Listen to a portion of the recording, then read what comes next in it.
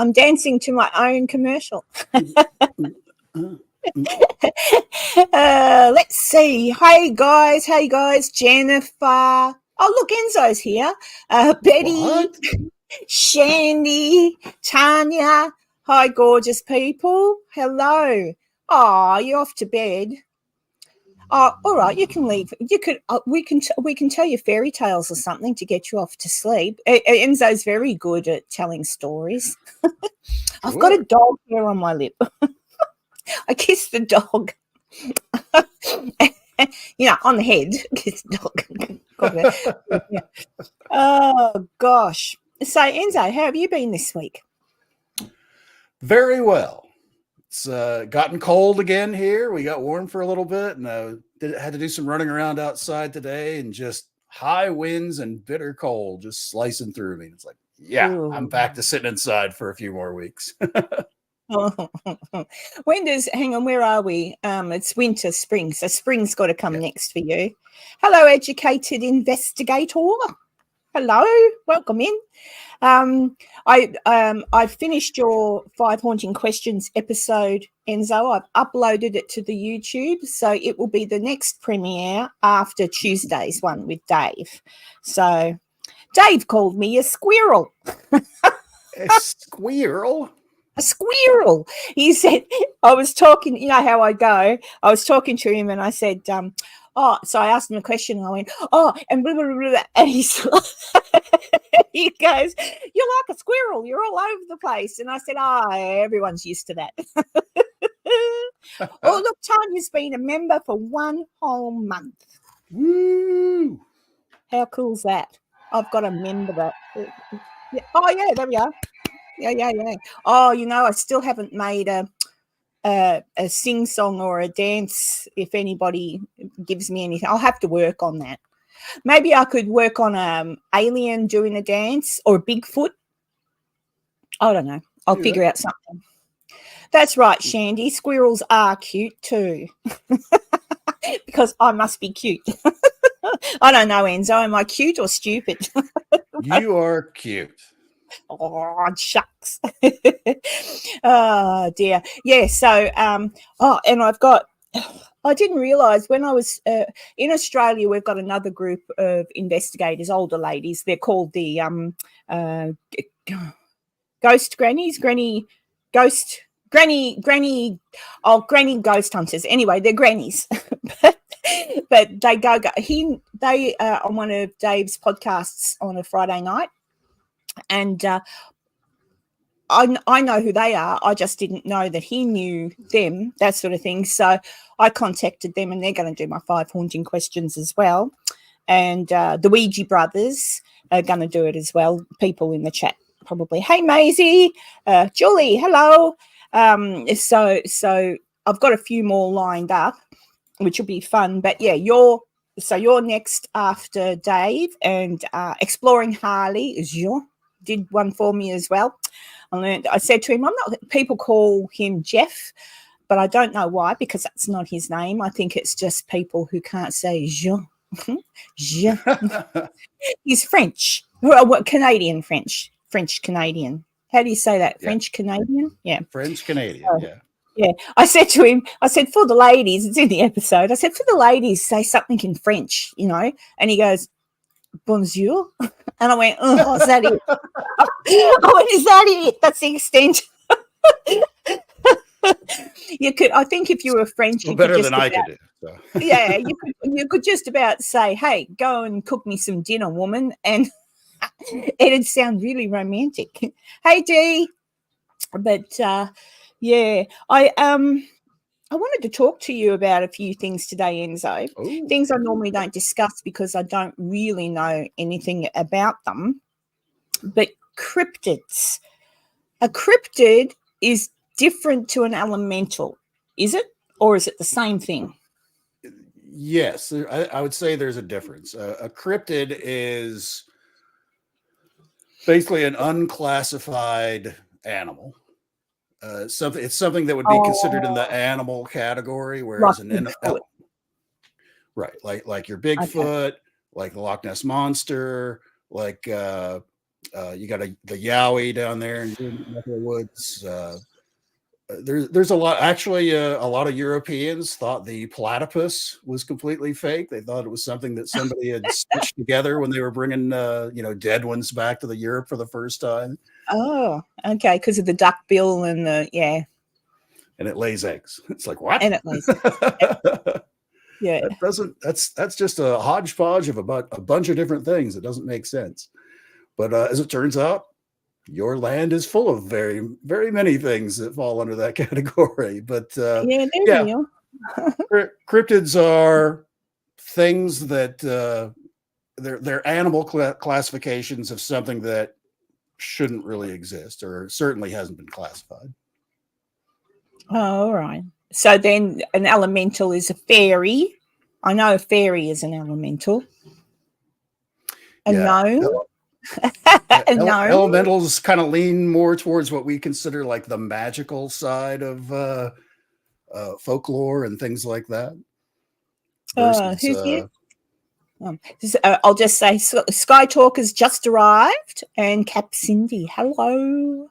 Yeah, because they're two things that, I mean, elementals I understand are of the earth, as in like fantastical, like fairies and right. and stuff like that. I still believe in fairies. I really do. I think there could be, other dimensional type. I mean, millions of Irish people can't be wrong. I mean, they build around their little houses and stuff. So, I used to play a game called EVE Online years ago, one of those massive multiplayer, fly around space, shoot everybody kind of game. And the head production house for that is in Iceland. And every year they do like little Icelandic kind of things on their website and stuff like that, and kind of incorporates little parts of it into the game. And there's a healthy part of the Icelandic population that still firmly believe in elves, to the point where if where they've carved out a road somewhere and like a rock falls off the side of the cliff, and it's like, oh, they pissed off the elves. We gotta do this right.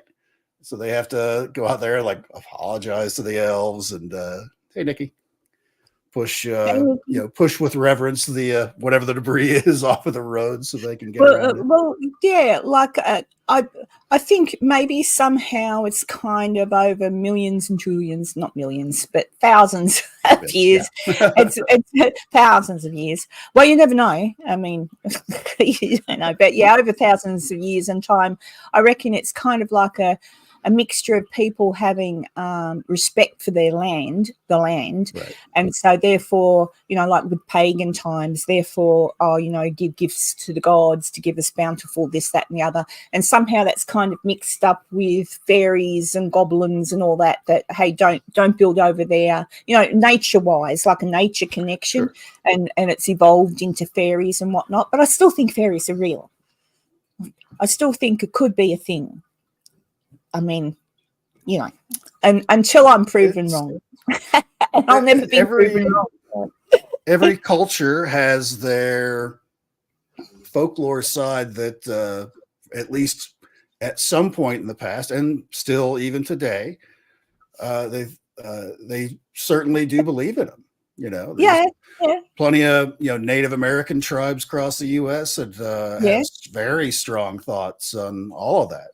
All of their folklore and tales that, some of it's, good, some of it's really bad, and some of it, a lot of it, and throughout history, all of these kind of, tales that we hear about magical, enchanted kind of creatures is usually it's kind of like a cautionary tale, don't wander out in the woods alone, kids, because this will get you, or that'll get you, or hey, you be good to the women around the tribe, or else the deer lady will come and get you. That's actually something that's native to my area, is the deer lady. Deer lady. Ooh. Yes, it's a old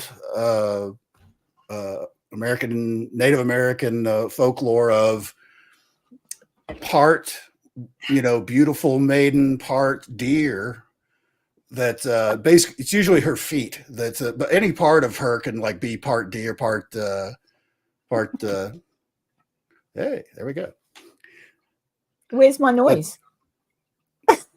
Did you not hear it? No. Oh no. No. Beep, beep. No, that's weird. He's put the what do you call it? What do the Jewish people say? You put the shyster. Is that it? Yeah, you should have heard that. Yeah. Oh, never mind. Just make the noise yourself. Beep, beep. Oh, thank you, Tanya. Look, Tanya likes my backdrop. Hey, look, I'll show you. I'll put us down little for a second. Yeah. Little.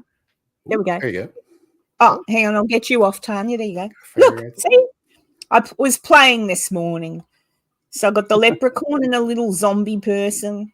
And yeah, and the alien pointing at the alien ship. So there you go. Me? What are you looking at? Yeah.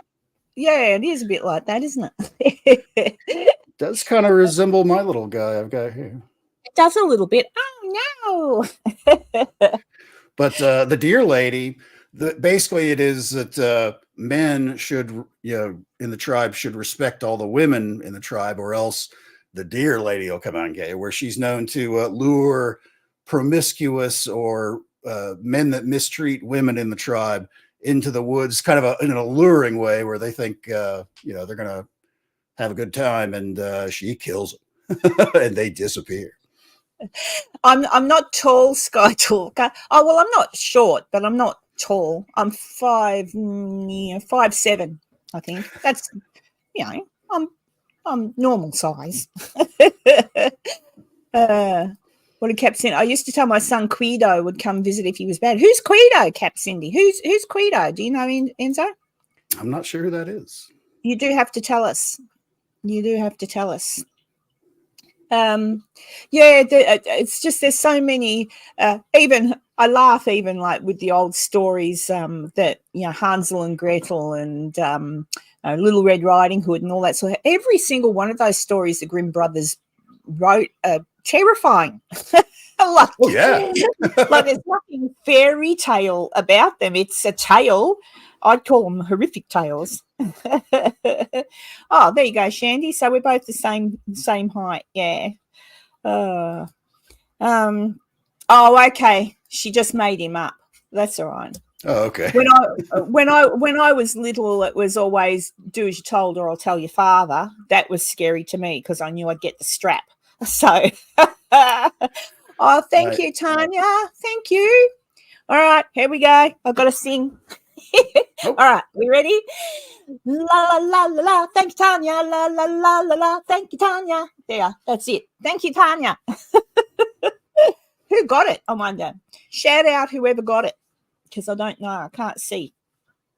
Thank you, Tanya. You heard applause that time, right? Nah, not hearing your stuff. I can't hear it. Actually, chat might be able to chat. Can you hear Enzo's sound effects? Because I heard the clapping earlier, the applause. Like it did work earlier, but I can't remember. Or did it? Or was that another time and another dimension? Oh. Nothing? I don't know. No. Sasquatch Secrets got the gifted membership. Oh, there you go. Welcome in. Congratulations, Nikki. Okay, Tanya says she can't hear the sound effects. Never mind. I'll just make him do it. Fine. Damn it. Members. I've got, when have I set it for? I'll tell you in a second. Where are we? Where's today? 2 weeks. So the end of the month. Okay. So Tanya, let me know what you think. Hang on, where am I gone? I've lost everyone.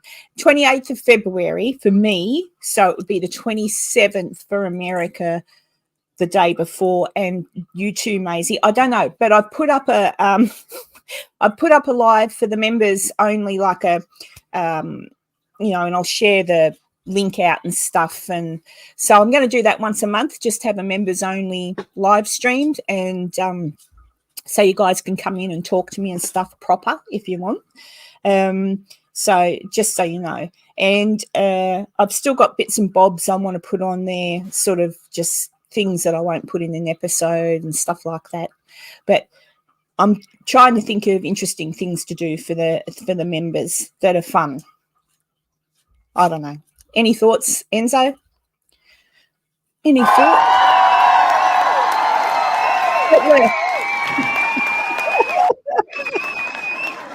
I think it sounds like an excellent idea. I don't know what it was you were talking about because I was fiddling with my Look, sound. try again. Try again.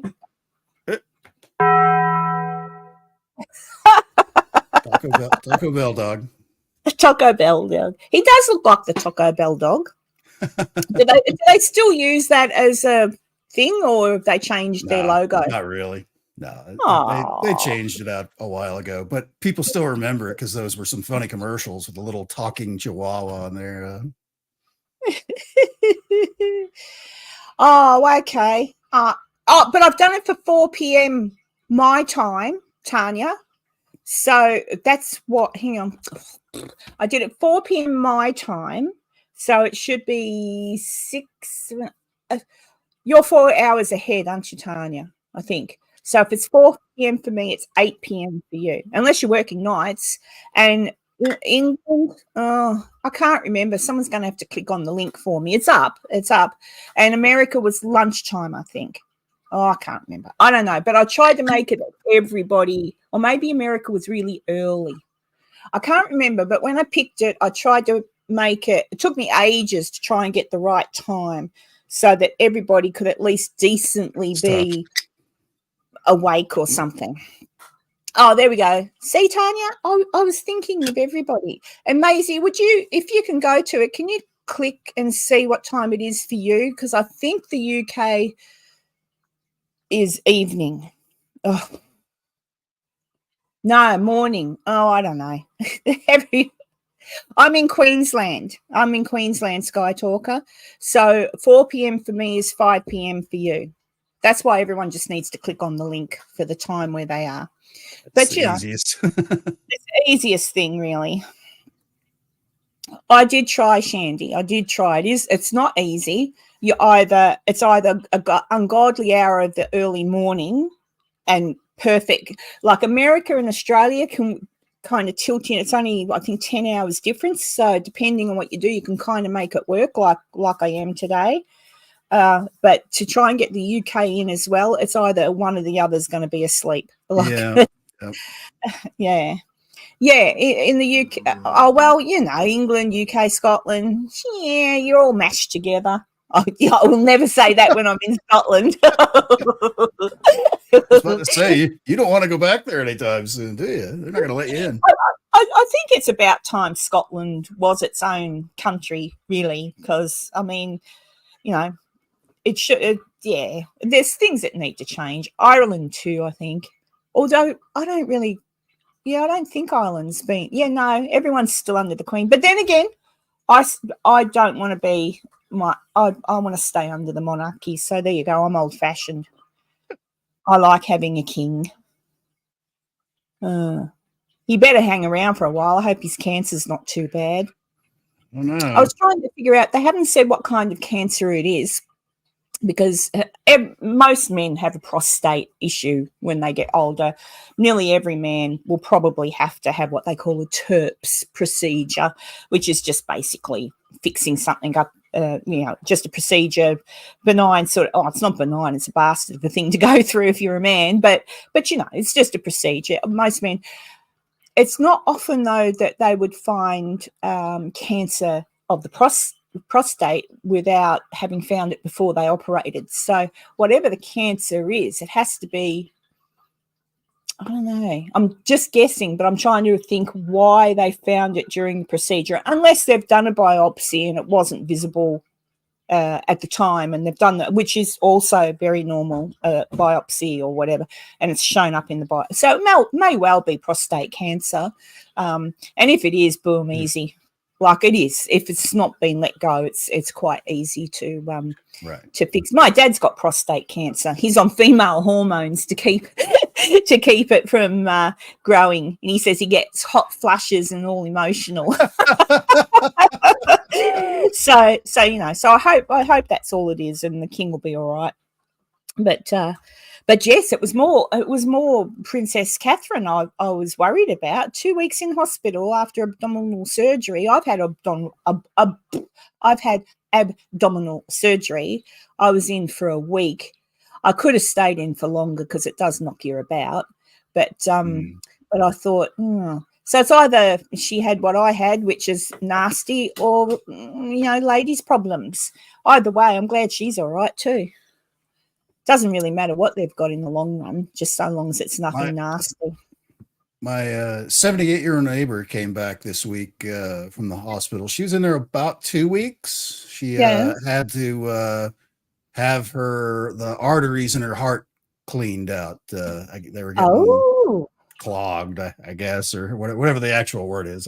There is a word for it, and you're talking to and I should know, but I can't remember. But yeah, she's like, I felt better before I went in. This is awful. She's not feeling it. She's not having a good recovery.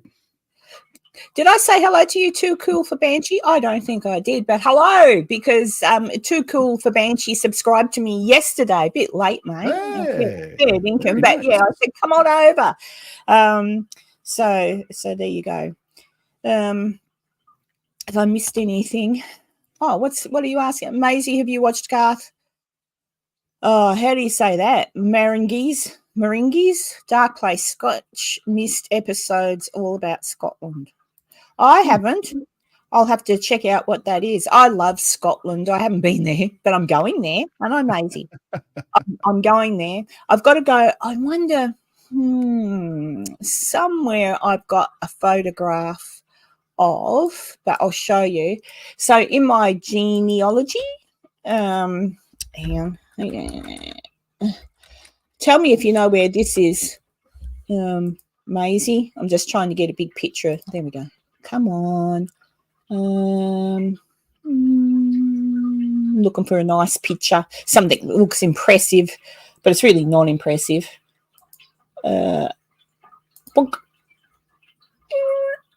Ooh, that's not mine. There we go. Share, present, share screen, share. Maisie, Huntley Castle. It is my family, even though I've got an E in mine. I've traced, well, not I, us, we, the Huntleys have traced it back. Huntley is where it is. Huntley, and they've named the castle Huntley, but Huntley is the place. It's actually the Gordons, the Scottish clan, the Gordons, who primarily lived in that. It's all ruins now. I think that's still it there. See? It's all ruins now, but I have to go and see it because it's my family's castle from back in the day. So I'm told. I'll look into that better when I get there. What's a spy camera? Oh, I'll let you explain that one, Enzo. This is actually a live shot from a beach bar in St. John, Virgin Islands right now. There you go. It was raining the other day. Yeah, you can see here's the beach out here, and people are hanging out there on the beach, and everybody's getting their late dinner in and getting their drink on. They're celebrating something here. I don't know what's going on. Speaking of celebration, now we can do our effects. So look, Julie joined. She's become a member. La, la, la, la, la. La, la, la, la, la. There you go. Much. I've got to make up a something. Yeah. Oh dear. Thank you so much, JD. Julie. Yeah, I just saying before, I've got a live coming up, a live look for the members at the end of the month. I'll do it at the end of the month, every month, I reckon. And then when we're having our talks in the members thing, you guys can tell me what else you might like to have for members only. Because when you join and you become a member, seriously, I don't even know how YouTube does it exactly. I know eventually they give me some money or whatever, but it's just going into one account and it's just going to sit there, and that's where all of my I put my money in for my subscriptions. But when people pay a membership or whatever, that's where it's going, and it covers. I even did a new membership this week. Look at this. Hang on. I'll share this page too. So you can see how I do all my research. Oh, one day I'm going to get good at this. Share the screen. There it is. There. See, another one.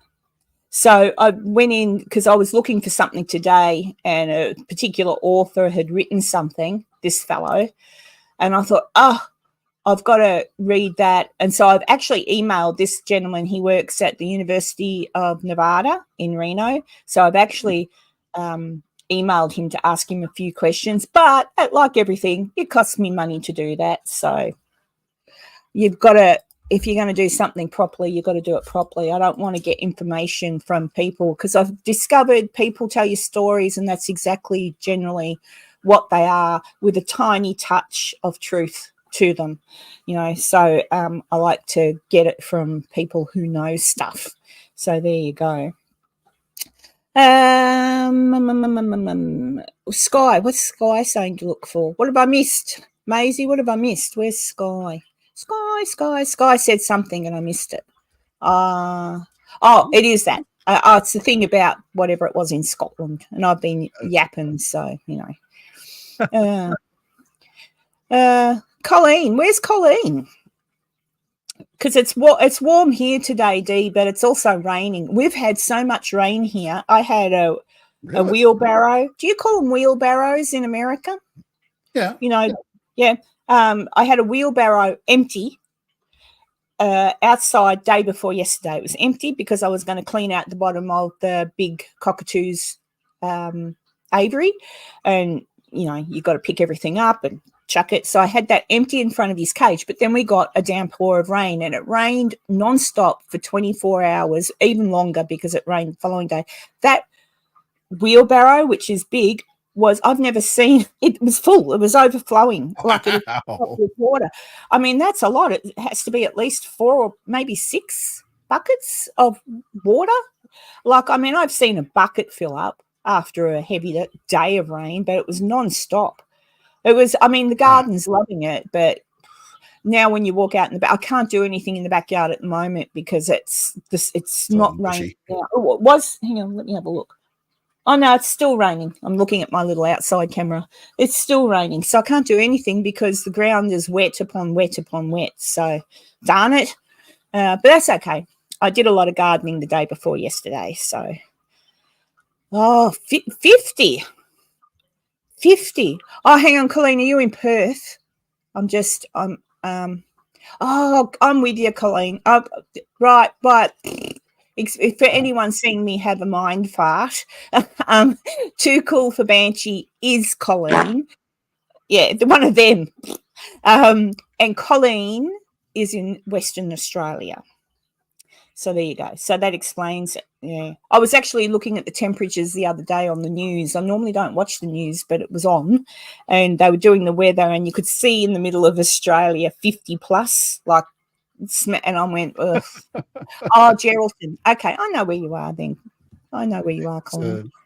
My local temperature, we're just a few degrees below freezing right now, so it's quite cold. Isn't it funny? When I came back from America in November, it was just the beginning. Like, it had snowed while I was there, and it was beautiful, and it was still freaking cold. Like, it was cold, but it was just beautiful. And then I got home, and heat. And I could still see everyone going, oh, the cold. And in my mind, I'm like, oh. At least it's not cold. Yeah, no. And I thought, in my mind, you know what? The beauty of the cold is that you can, in most cases, unless you're very unlucky, you can get warm. You can keep warm. You can put something on. You can get warm. But when it's hot, you're just freaking hot. And unless you've got an air conditioner or a pond or whatever, you're just hot. And it's the worst part about it is not being able to sleep because of the heat. Again, I love sleeping when it's cold because you get just lots of feather beds and things on you. And I don't know, somewhere in between is the best, I reckon. Hello, Crossover Paranormal Society. I saw you were driving to work again. I think I've told you before, he does do paranormal stuff, but generally speaking, he does like the company when he drives to work. So, and I like watching because it's just the lights on the road. It's always dark when he goes to work. Let's see. Yeah, DC saying it's 34 Celsius where she is at the moment. That's Bendigo. Bendigo, D. I often get confused between Bendigo and Ballarat. I don't know why, but I do. What was the temperature there last week, Colleen? I didn't look. See, I don't watch the news. We've got bushfires down in Victoria as well. That's not looking good. Bendigo, thanks. Yeah, I did see that. Someone mentioned fires and I went, oh no. In Australia, that's always a concern. I was kind of hoping it'd miss because we've had more than normal rain, but the problem is it doesn't matter. It's the same in California. It's the same everywhere where there's bushfires. If that natural stuff hasn't sort of broken down properly or whatever, that's the fire starter. But gotta get rid of that undergrowth. Yeah, but the thing is, bushfires have to happen naturally. Like that's nature's way of clearing things. So if it's a natural bushfire, as much as it's like, oh crap, I hope there's no houses nearby, you can't live with it. But 40 houses in the Grampians have been lost. Oof. And that's the thing. So long as people get out, material things you can replace. It's your animals and people that you just can't. Material things, forget about it. But and the native animals is horrible as well. It's just horrible. But as I say, when it's nature born, like lightning strike or whatever, it's easier to live with what's happened because it's nature. But when it's somebody that started the fire, which often happens, that's when you think that didn't need to happen because you started it. So I hope everybody, 40 houses, crap. That's a lot of house. Oh, and one death. Yeah, I remember the really bad fires we had here. I'm trying to remember, we had a newsreader, a very famous newsreader here in Australia called Brian Naylor, and everybody would tune in to watch Brian Naylor. He was our famous, sort of like I'm trying to think of someone alike. Oh, I can't really think of. I can think of a lot of newsreaders, but I've gone blank. One just died recently. But you tune in. Well, he had a wife who wasn't well, and he lived up in the mountains, and the bushfire struck, and he chose to stay in the home and try to look after his wife and fight off the fire. But he lost his life, and she lost hers, and it was really horrible, really horrible. But Dee remembers. It was really a horrible time. Lots of people died in those fires, and then. I'm trying to remember where that was, Dee. I think that was I know where I was living. Early 2000s it had to be. Yeah, but yeah. Grant Denyer. What's wrong with Grant Denyer? He's all right. He's hosting Wheel of Fortune or whatever the stupid show is. Oh, no, the thing with the suitcases. What do you call that? Oh, yeah. I don't remember what that show's called. Yeah, I can't remember either. I don't know. But there you go. Let's change the subject to something happy because bushfires aren't a happy subject. But yeah. Have I missed anybody? I think everyone. Betty's here. I said hello to you, didn't I, Betty? I'm sure I did at the beginning. Right at the beginning. Yeah, Betty was here early. Yeah, Betty was here first, I think. I'm pretty sure. Betty's generally always here off the and Kathy, but I can't see Kathy in here today. Kathy is sometimes there days before. Fire in New Zealand too, Tanya. Oh. And poor old New Zealand gets earthquakes, bad ones. Touch wood, nothing for a while. Yeah, I'll have to get to New Zealand at some point too. But I did tell everyone, didn't I? Tanya's coming to visit here in August, so I'll be back from America and I'll get to see Tanya. I'm having lunch with a lady from Virginia City. Oh, well, I have to ask her. I don't know if she still lives in Virginia City, but she's here in Australia at the moment, down in Jackie Cleve is her name. She used to live in the Union Brewery, I think, in Virginia City. I'm not sure. I'll have to talk to her tomorrow, but she's been talking to me, and so she said, I'm in Australia, so I'm going to go and take her to the Fisherman's Wharf. Oh, it's a wharf with cafes and restaurants, and you sit on the wharf and watch the boats. So we'll go. I'm going to have lunch with her tomorrow, so that'll be fun. That'll be something interesting to do because I really don't get out. I'm generally, there's Kathy. I was just talking about you, Kathy. I just said how you're normally first here. Tanya's got her tickets booked for Australia. Excellent. Oh, there we go. I'm quick. Nice. Yeah. So, what was there was something else I wanted to ask you about. Oh, and I should try and freaking find what I'm talking about. I meant to download it. I was watching. People in the chat will know who I'm talking about. Casper Light. He's an Englishman. He's got his own channel. I tuned into him the other day because he had UFO footage, like little shorts he was watching. I'm like, oh, yeah. And I wonder if you've seen one, Enzo. It's, I don't know, maybe they're in Portugal. They're speaking a different language anyway. Sounds sort of like Spanish or Mexican or whatever. They're in a boat. They're on the water, and there's a blue light under the water, and it's traveling. Have you seen that? I have seen that. I forget where that is, but that one is weird. For as far as like to take like a debunker take, it's like, okay, how would you reproduce that? Because it's obvious. I mean, it's not a digital effect because doing anything with water digitally is a mess. It never comes out right. So it's either like divers under the water with giant spotlights. Yeah, that was the only thing I thought. I'm just seeing if I can try and find it, at least an image of what we're talking about. And of course, because I want to show everybody, I won't be able to find a freaking thing. But the only other thought that came to mind when I saw it was, is it possible it was, those little submersibles, the little ones, and someone being a smart ass in one of them with the blue light, but I saw that was in two separate places, not just where they were. It was somewhere else. Someone had caught something similar. Oh, hang on. Is this Puerto Rico? I've got it. Okay. It's a TikTok picture. I don't know if hang on. Present. I don't know why I do that.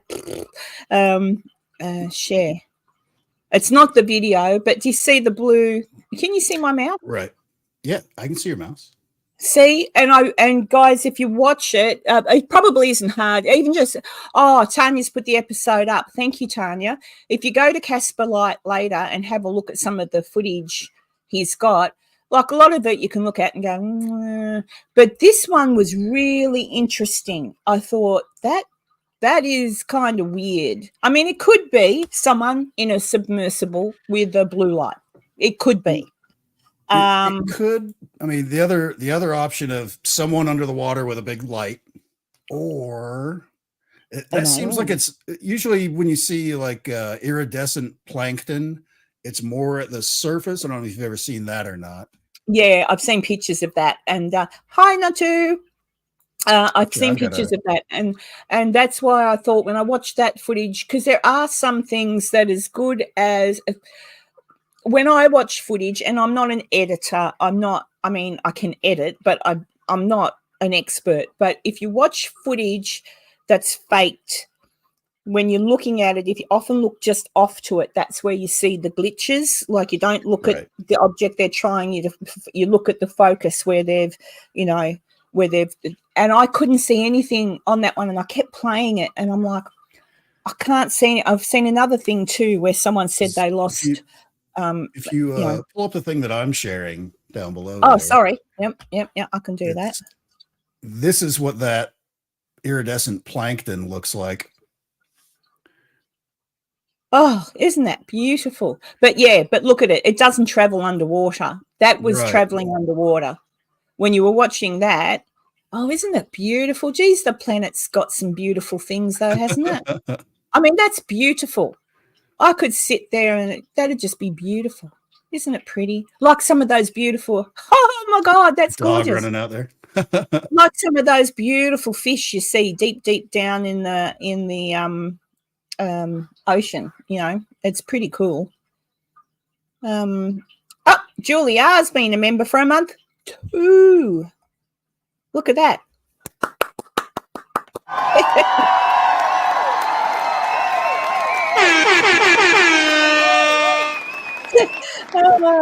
I've got to get some fun things happening. Although that's fun. I mean, that's, you know, straight up. You know. Let me see. Karen, sorry I'm behind, but I wanted to say I met Lord Huntley years ago and he offered me a job because I was rude and made him laugh a lot. Who knew that was a way to get a job offer?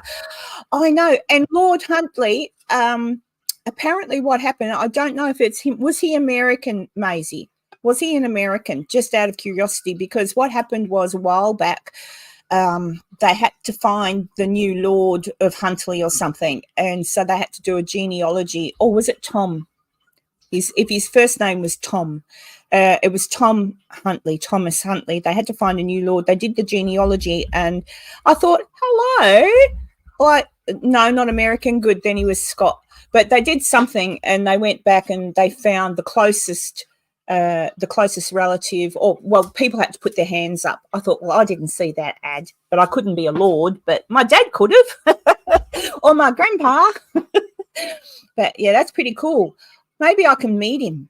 I could write a letter. Dear Lord Huntley, I am too from Gordon descent, and I would like to meet you. Thank you. And I'll battle you for the castle. I was about to say, you should be rude to him, and that way you'll get a job.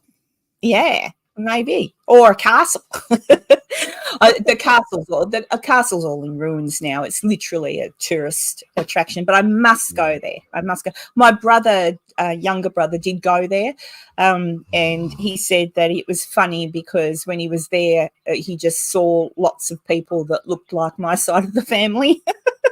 They were all very, I'm like, oh, there you go. Natu.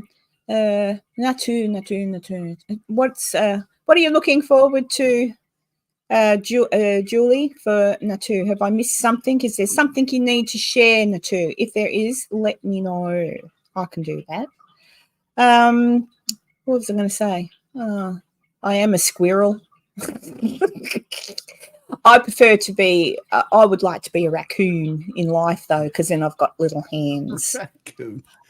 Yeah, because a squirrel, a squirrel has little hands. You see them eat their little nuts. They're cute. I love squirrels. I just love American squirrels. We don't have squirrels, only possums.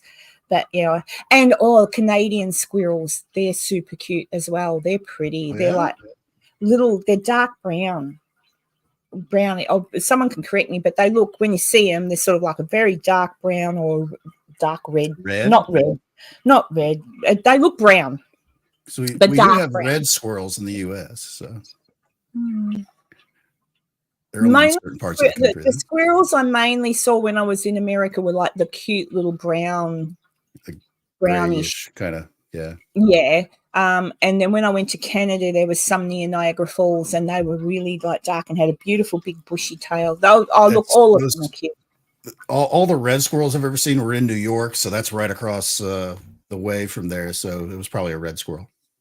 Well, there you go. Yeah, well, probably was a red squirrel. Let me think. What else have I got to tell everybody? Oh, did I show everybody my book, Enzo, or just you? Just showed it to me. Look, guys, I ordered, when I see, this is where my money goes. When I was researching Julie Bulett, and someone asked me about this book. I don't know if is that showing the correct way? I think it is. Yes. Julia C. Bulett. So this is a book. You could make your screen larger and take up the whole screen, and people can probably read it. She's right. People trust me. The Life and Death of Julia C. Bulett, Queen of the Red Lights. So this was written by someone called Zeke Daniels. but it really wasn't. It was written by a historian, a historical writer called Effie Mack, right? But I got this, I found it, and it's a first edition, and it's autographed by the author, Effie, but as, here, I'll show you, it'll get it in a second, but it's autographed by Zeke Daniels, which was Effie, and also by Ben Christie, the person who drew all the pictures in the book. Excuse my hands, I've been in the garden. But yeah, some of the drawings in the book, that way, like they're all sketches and stuff. They're just really good. But anyway, the reason I got this book was that a lot of the information about Julia that I've researched, it's a touchy subject in Virginia City, and it will remain a touchy subject that I'm not going to touch, because I've got my opinion on it. But this book it rates as non-fiction. But given that the historian who wrote it didn't use her own name, generally that suggests that it's a book of fiction. And I've read a little bit. I've read through a little bit of it, and I've it's a nice fairy tale, is all I'll say. And I think that's how I'm pretty sure that's how she meant it to be written. So yeah, I was going to talk about Julia when I go to America. I was going to do a talk on her, and I've been working really hard on research for Julia, but it's a deep pit of untruths, and there are some facts that you can pull up, but when you bring up the facts, a lot of people get really, really cranky. So I'm going to know what I know, and I'm going to leave the subject alone when I'm in Virginia City. What's happened, Maisie? What's happened? Our poor wee red squirrels are getting killed off by disease brought into Scotland by the grey squirrels. How dare those grey squirrels? You just need some antibiotics. But there you go. Yeah, so I was really thrilled, though, to get that book. I'm looking for books around history and stuff that are first editions and signed by the author. I just think, I'm a bit old school. I like a book. Have a book you may be interested in. I'll have to turn on my green screen here. You can see it. Yeah. The Crescent Hotel. What Follows is True by Sean Fitzgibbon. The Crescent Hotel, if you're not familiar with it, is pretty much it's considered like one of the most haunted places in Arkansas. Are you familiar with the story? You're going to have to refresh me the story, but I know that I've seen someone investigate it. The gist of the story is in the early 1900s, that particular area of the country was thick with oil wells. Everybody was making big oil money down there in the early, turn of the century. And this one of the super rich elitists down there decided he was going to build this big fancy hotel well off the beaten path, so that all these super wealthy, new wealthy people could come and, it was basically had like a spa in it and all that kind of treatment, the white glove pampered kind of treatment that you don't normally find anywhere in the center part of the United States in 1900s. But where it was so remote, it was hard to get stuff to go in and to build it. But it took several years to finally get it all built. I think it was open for less than a year, and they started getting people in to check it out, and everybody loved it. And then the Great Depression hit in the 1920s. So it ended up closing down for many, many years after that. And then in the 1940s, this person comes along and basically buys. I mean, it was still relatively intact, like what you would find today if you were to go there yourself. But it was a little run down, a couple windows busted out. This guy came in and fixed it all up, dumped a bunch of money into it, started putting hospital beds and equipment into it. bought the local radio station, which was WFIT. What follows is true, which is the subheading of the book, and started running commercials to everyone needs to come and stay at the Crescent Hotel and medical shop or whatever it is, because he had discovered the cure for cancer. Yes. Now, yep. He didn't Now, really discover the no. cure for cancer. Now I know who you're talking about. But he got a bunch of, again, wealthy people that could afford the prices to come in and get his treatments.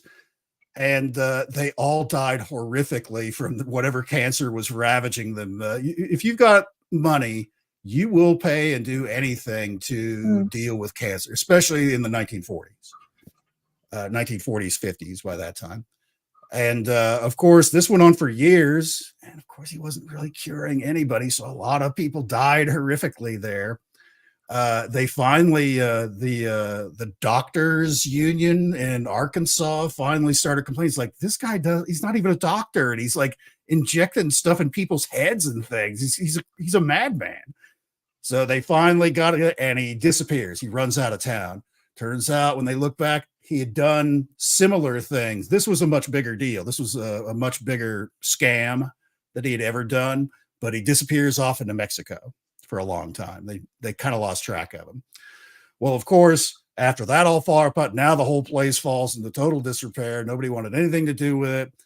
And the stories started coming out of all the hauntings in there, because people died horrifically and in great pain in this thing throughout the years. And I was at a conference last year and met Sean Fitzgibbon, who wrote this book. And he spent years researching it because he wanted to be, he felt the story needed to be told in full length, because it's so detailed and so crazy, the things that happened there, from this, flim-flam artist just kind of rolling into town, promising the cure for cancer, and all the rest of it. The whole history of the place is just full of just crazy stories like that. And then because they discovered, like, many, many years later, while kind of fixing the place up, or, investors trying to think, maybe we can do that. So they would like uncover different things that they were finding, like body parts in jars and stuff like that. There was certainly what appeared to be some kind of cult-like ceremonies going on in the basements and certain other outbuildings to the building, the main building. So anyway, Sean Fitzsimmons is doing all this research about it, he's combed through every, library book about it, all the records, all the newspapers. He even tracked down some of the surviving descendants of the original flim-flam artist guy. And while he's interviewing them about, their great uncle or whatever they were to him, and they're like, actually, we've got some of his old letters bundled up from back in those days. Would you like to look at them? Why, yes, I would. So he basically has, almost in his own words, all of the things that he did, and all the ways that he tricked people, and all the ways he would get money swindled out of people to do all these crazy experiments on him. And so he had a very detailed, very accurate, pretty much, especially that wacky part in the middle where all those people died, basically straight out of the man's mouth. And so he's getting ready to write the book. It's like, this is just too complex. Well, it turns out Sean is also a very talented artist. So when he decided to do the book, he did it in graphic novel form.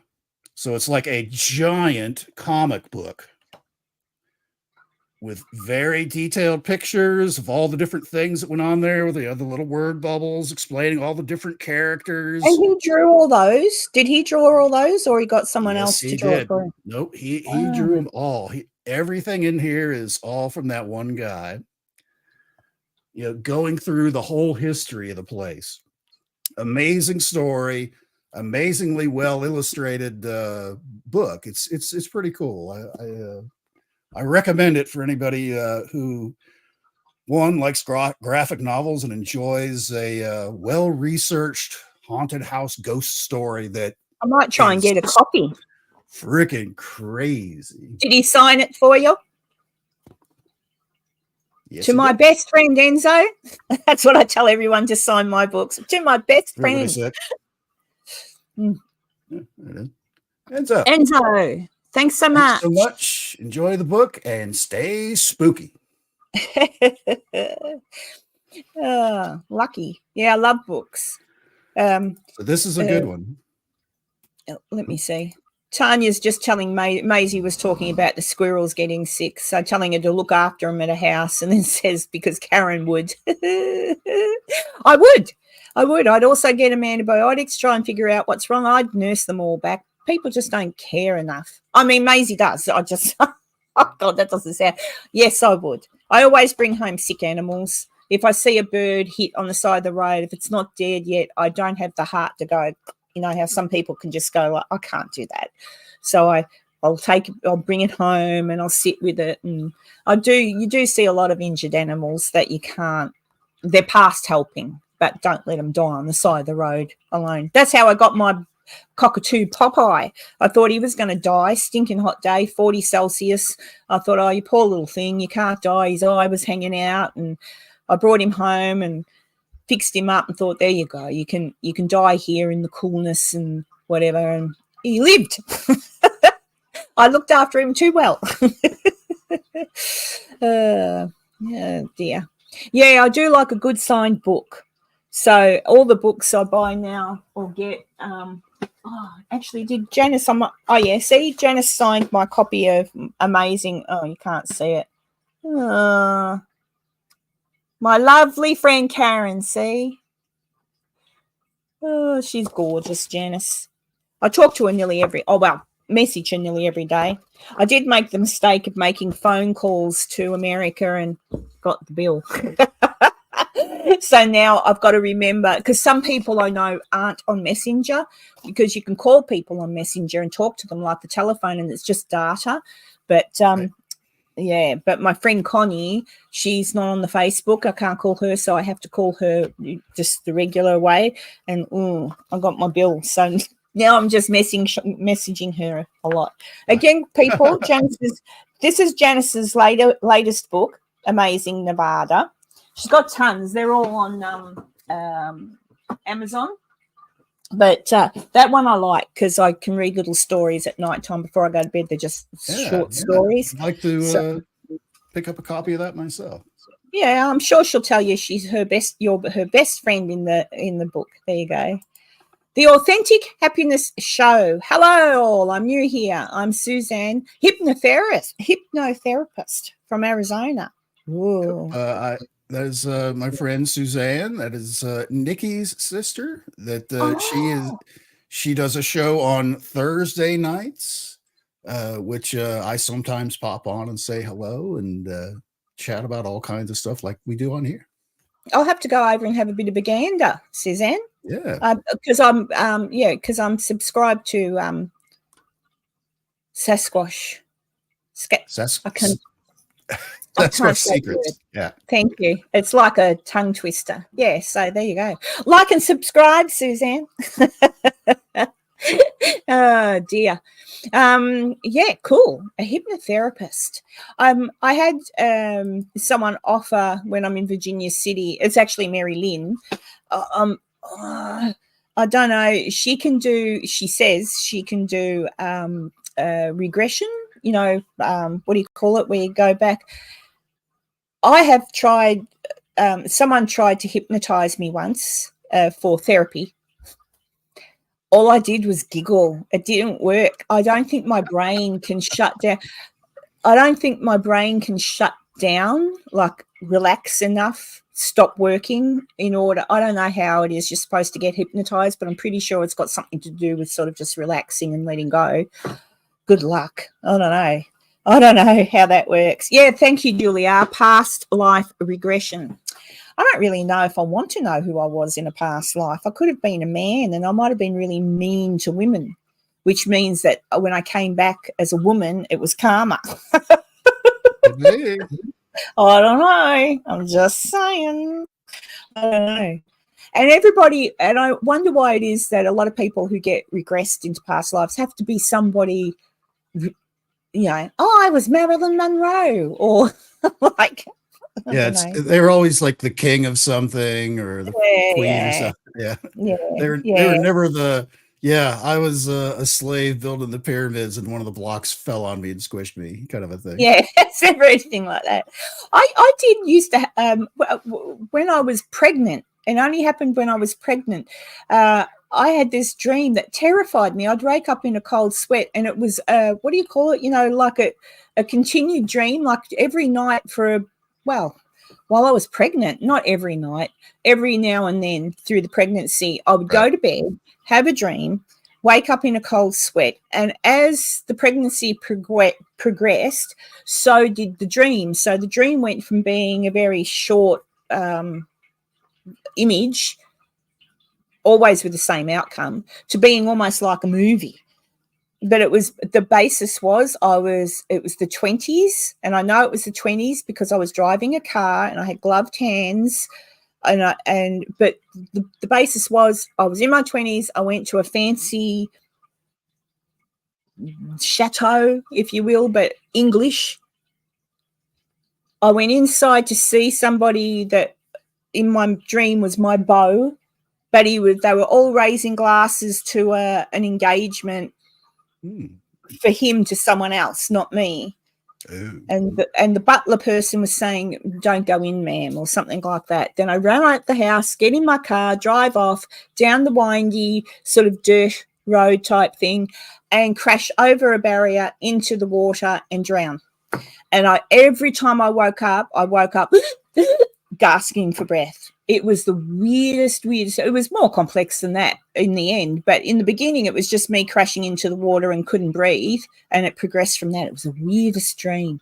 Has anyone ever else had anything like that? That was just, that was just spooky. I never had it again. It was only while I was pregnant with my Alex. After that, that was it. But strange. Wow. What's Suzanne studying? I'm currently studying quantum healing hypnosis technique. Ooh. I don't know. I'd like to give someone the challenge one day to see if they can hypnotize me, but I just don't think. Look, I'm not sure. Suzanne can probably comment on this, but I would assume that when you need to hypnotize someone, they also need to be in a relaxed, like, don't think about things. Like, otherwise, yeah, I think that's probably part of the problem. I've forgotten. I've gone all blank now because I told my drowning story. Oh, and Fun Mommy is that's Jara. She's kind of co-star on the Authentic Happiness show on Thursday nights. Oh, like a co-host. A co-host. Yeah. Is that what I said? Co-star. Oh, co-star, same thing. Yeah. I don't know. Welcome in, Fun Mummy. I was a fun mummy once. That's why I had 6 kids. Oh, wow. That's a lot of fun. Oh, dear. Oh, lucid dreaming. All these things. I don't know. I still want to try that. What's that drug again, Enzo? I want to try in the company of very good, very good friends. The one that makes you see the other side or Ayahuasca? another dimension. Ayahuasca. Yeah, that one. I still would like to give that a bit of a go. But want to meet some machine elves? Do you? Yeah, or aliens. Apparently, aliens. I don't know. That's kind of what the guests of the machine elves are. Oh, okay. So supposedly, folks that do regulated like micro doses of that, and they document everything they see, and someone else will do it, and they'll document everything they see, and they're seeing the same things without knowing each other. Interesting, isn't it? It's super interesting. I just think because I don't know. I wonder if it's a genetic thing, like genetics. Everybody's our genetics, not genetic, our DNA. Our DNA is the same across the board, other than certain different things in different creatures, I guess. Like, how they say our DNA is just like that of it. Is it a chimpanzee? I don't know why it's not a gorilla. Gorillas are closer, I reckon. What do you think? I don't know. I think Well, I can't biology. remember what I was saying, but Yeah. biology is a funny It's thing. I just wonder if it's a hardwired DNA thing that's been buried, and we all have the same message. We all have the same thought process that is brought out somehow with these particular drugs. I don't know. There's a lot to consider when you do that. Oh, I'm all hot. I don't think the air conditioning's on. oh boy. Yeah, I don't know. Need a cold drink. Chimps. It is chimps, is it? Probably. Oh, hello. Probably not paranormal. Hello, gorgeous. 90. Yeah, I knew there was. It was either chimps or gorillas, but it is funny. How you see the gorillas and stuff interact with humans at the zoo. They seem to like through the glass thing. I think I've told you this story before when I just had Alex. He was my first, and I loved the zoo, the Melbourne Zoo, and I would go to the zoo all the time. And I went to the zoo this particular spring with Alex, who was just tiny, and the little monkeys, like in A Night at the Museum, the little ones. Right. There was a mama monkey, and she was sitting up on a tree that went in front of the window where you would look in, and she was just off in the corner, and she had a little baby, and it was feeding. And I've gone, oh, me with animals. Oh my God, look at that! And I had Alex. I was holding Alex, and I've gone, look.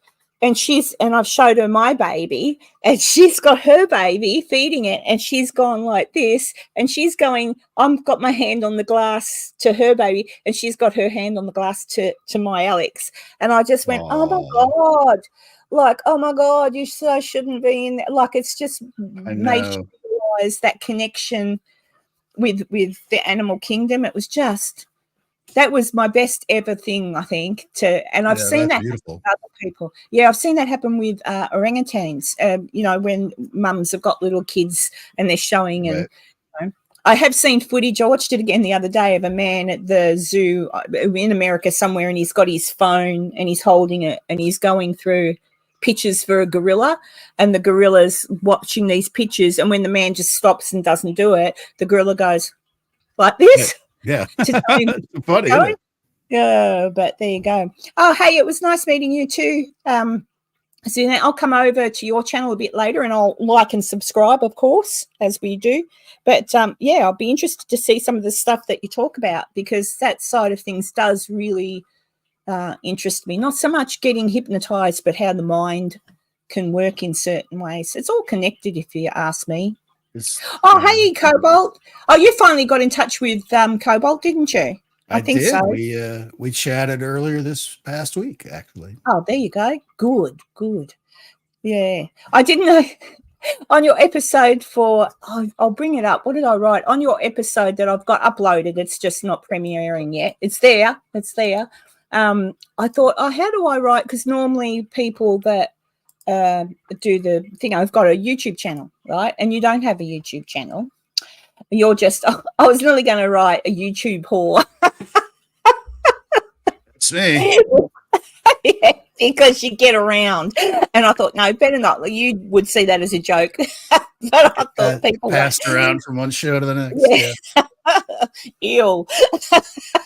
But I think your show needs science nerding up. Enzo, yeah. I wrote, my co-host and all-round YouTube celebrity, Enzo Cyril, answers my 5 haunting questions. Surprisingly, he told me a lot I did not know, coming in the banter and fun. And you did. You actually told me a few things I didn't know. So there you go. She talked your ear off. Julia, I can't either. Yeah, she's good value. I'll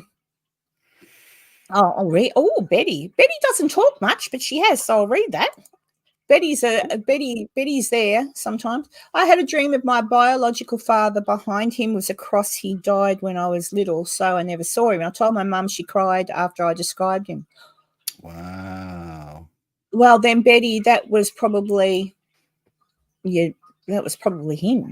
That's pretty cool. And if you described him to your mum, you must have described him down to a T. So, and she probably cried because she felt sad you never knew your dad. Yeah. It's a very emotional thing. I had a friend of mine today put a post up. It's her son's birthday. Um, um, he was in the Navy and post-traumatic stress, that sort of thing, and didn't cope, and so he left the world by his own hand. And it was his birthday when the day after that he was buried, and she told her little story today. And yeah, maybe that's what got me off to a sad start this morning, because it is sad when you realise. So she's having a bad day today. Julianne Finney is her name. She does a lot of work with the government and different agencies to bring attention to post-traumatic stress disorder and to support our veterans. So, yeah, lots of love to Julianne today. She's not watching me, obviously, but I sent her a message. But yeah, so death and not seeing people anymore and all that sort of stuff can have a really does a horrible thing. It's especially a big problem. It's a big problem. And Betty never met her biological dad, so that's kind of sad. And Suzanne says dreams are never just dreams. It's always your subconscious making you aware of something. Yes, I agree with that. And someone told me once that they never dream. Oh, I don't have any dreams. And I think that's quite impossible.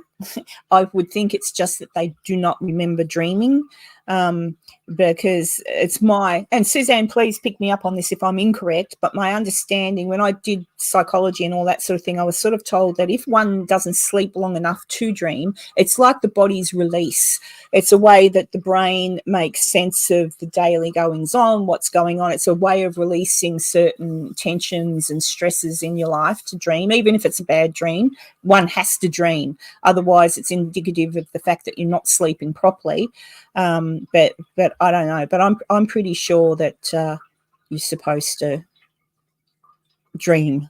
Sometimes that can be dreams. Like I know I'm not having coffee with Keanu Reeves. Okay, I know that Keanu is not waiting for me in a coffee shop and we sit down and chat and giggle. Okay, I know that's a dream.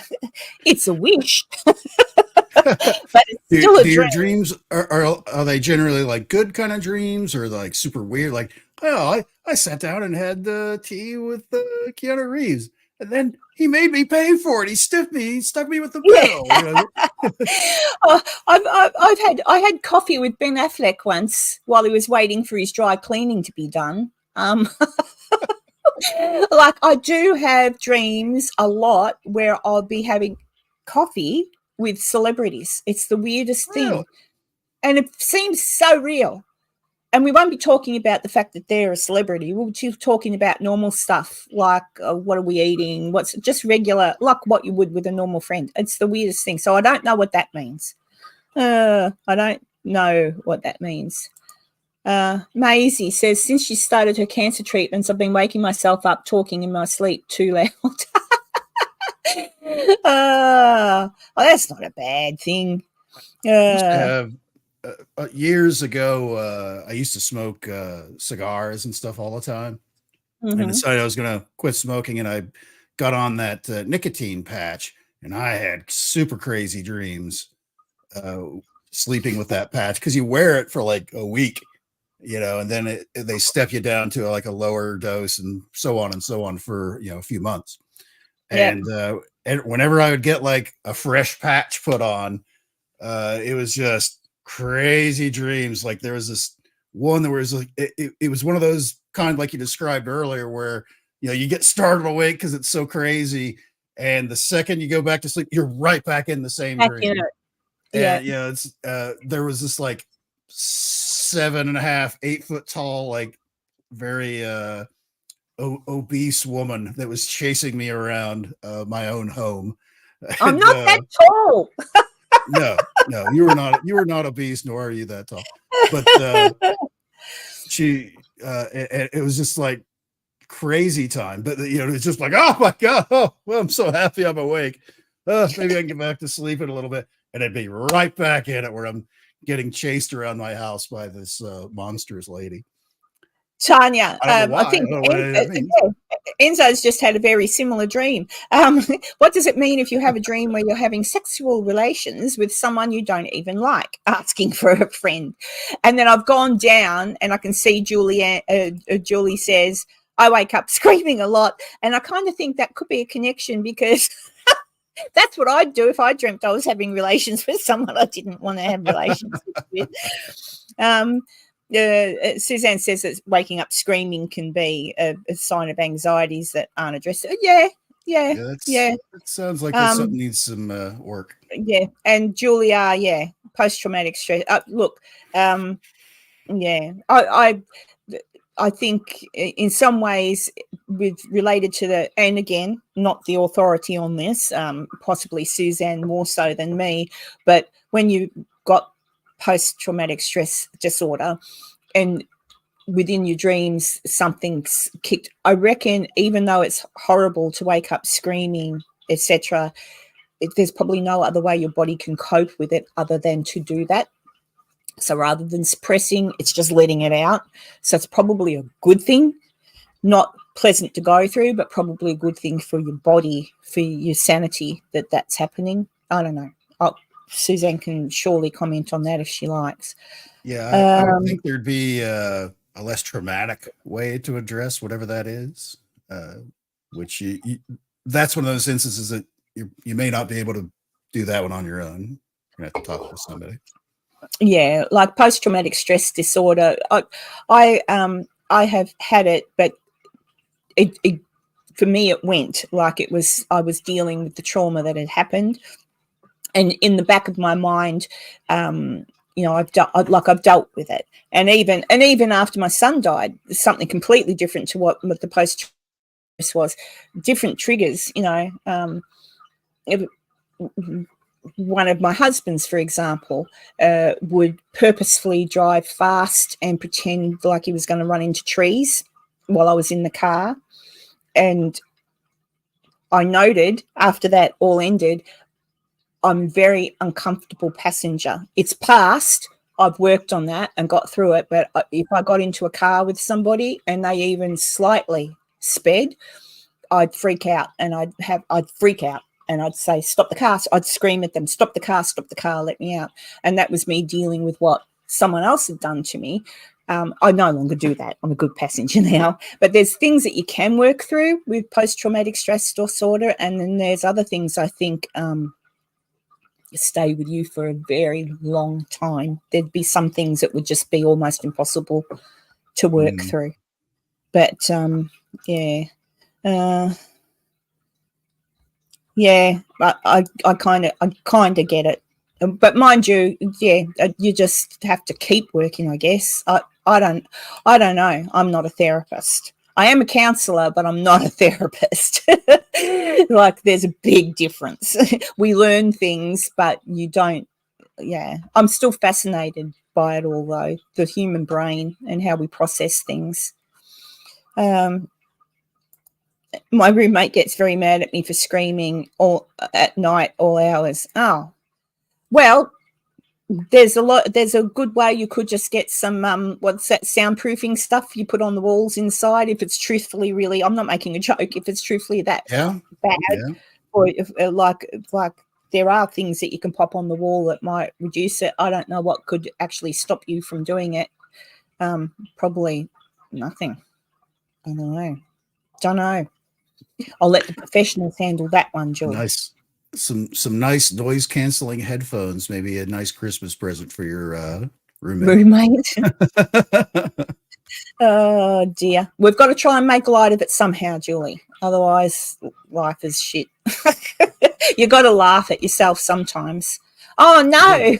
Sleepwalk too. Oh good Lord, Julie. Sleepwalking, sleep screaming. Oh. I knew someone, a friend of mine, when I was a very little girl. It was dangerous, actually. A friend of mine got caught a few times. She would sleepwalk in her night, like only a little girl. She sleepwalk at night in her nightie up and down the road and would go to people's houses, and she was asleep. Hey, Joseph.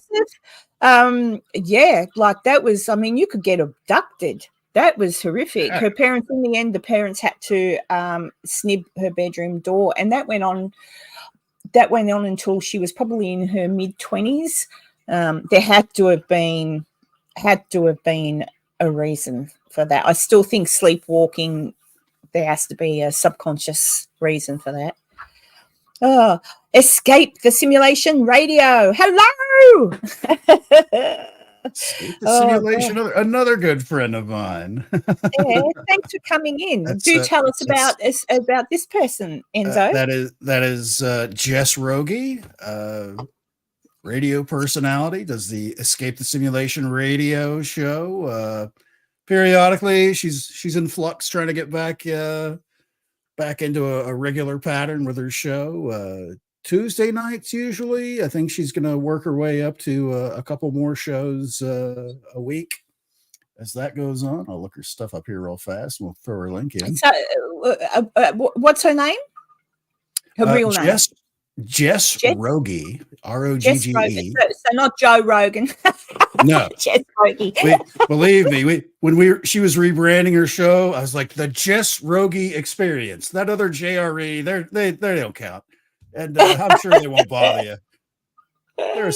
They're an up and coming channel. You'll swamp them in no time. Oh, hello, Daniel. Welcome in. Oh dear. Well, on your radio program, you should have Enzo on as a guest to talk about our Nevada, Virginia City event. He can come on and promote it, and I'll send you a box of Tim Tams for a payment.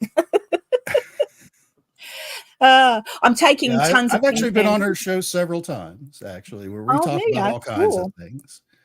Jess is also big into movies and stuff like that. We've done shows where we just talk about Hollywood and movies and shows and stuff like that. It's not even the weird stuff. Oh, no, too. All right. Now, don't eat and go straight to bed. Didn't your mother ever tell you you'll have nightmares? You've got to let your food settle before you go to bed after eating. Sonny! Hey! Paranormal Chop Shop. What's up, Sonny? Hello, gorgeous boy. Man. I'm good, Sonny. Oh, there's a lot of people in here, and Joseph Moore, he's cheeky. I like the cheeky ones. You can have a good laugh, like in the olden days when you could make say inappropriate things and people would laugh. Nowadays, you say inappropriate things and people go, try and cancel you. Yeah, I don't know. Oh, hang on, wait on. There we go. I live in a nightmare. So do I sometimes. Actually, I can't complain. Most days, I mean, the last couple of years have been a challenge, but the last 18 months, even, I kind of like, that's why I do the stuff I do. It keeps me sane, which is debatable when you hear me talk, but Sonny, one so true. I love you. Bum, bum, bum, bum. I don't love you, Sonny. I'm just singing the words. I mean, I do. I do care very deeply for you, Sonny. Actually, I love all of my friends. Look, Julie, too much information. All right. And besides that, you've got to be careful. Don't go outside when you sleepwalk. Is it bedtime yet? Watch out. Enzo's got his binoculars, Julie. I have to say, I was that question I asked on my 5 haunting questions. I asked Dave Schrader. He answered. He was prepared for it because I actually sent him the questions, and I all I said was silly question, but I put a link into an episode, so he must have watched it to see what the silly, because he knew it was coming. But I really should. I think I should at some point in the future, if I get enough subscribers or whatever, I should write away to the company that makes the box of briefs here in Australia and say, hey, send me a box of boxer briefs so I can promote them and give all of my friends who answer the question a couple of sets of underwear. I Oh my God, Julie. She's been outside once before while she was sleepwalking. I'm assuming you mean sleepwalking, and broken her leg. Good Lord. Wow. Hello, everyone, and thank you for the warm welcome. Well, if we could all sing in harmony, we'd probably, every time I see your name, Sonny, that's the song that comes into my head. So there you go. And everyone knows the words.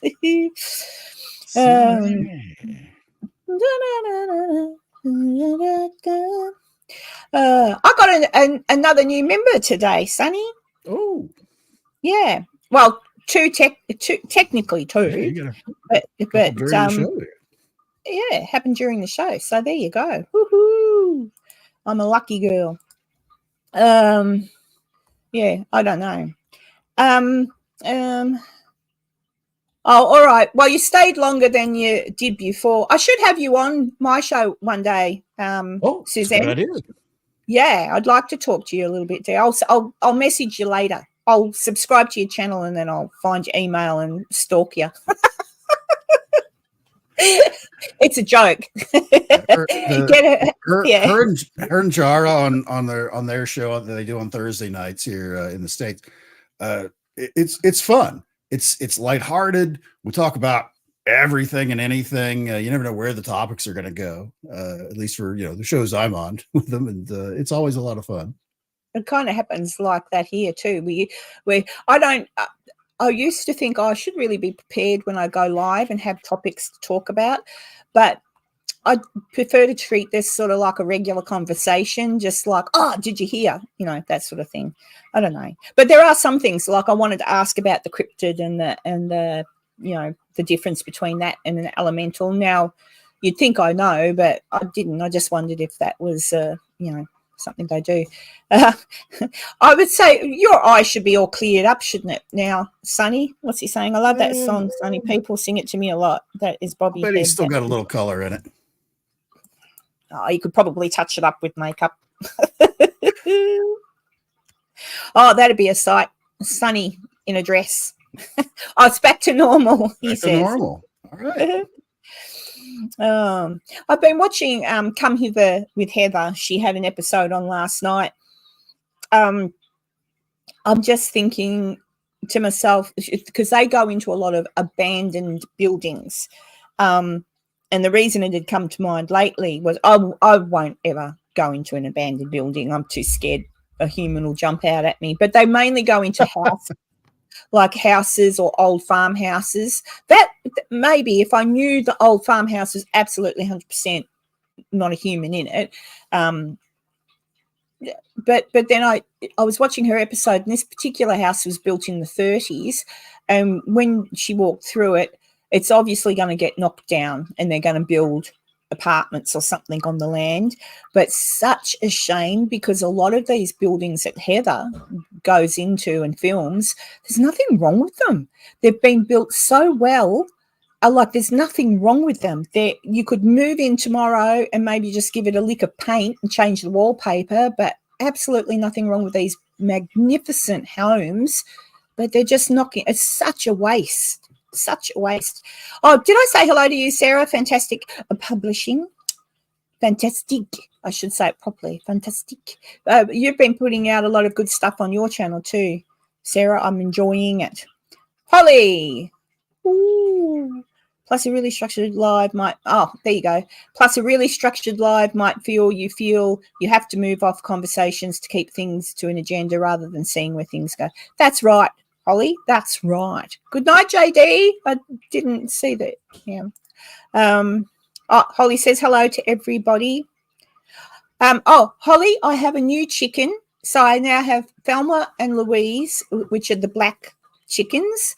And I've got a little white one that I haven't named yet. I don't know what to name it, but it's a silky one. A silky, I don't know what they're called, silky chicken, the little ones that are all fluffy, and you pat them and they feel more like a pussycat than a chicken.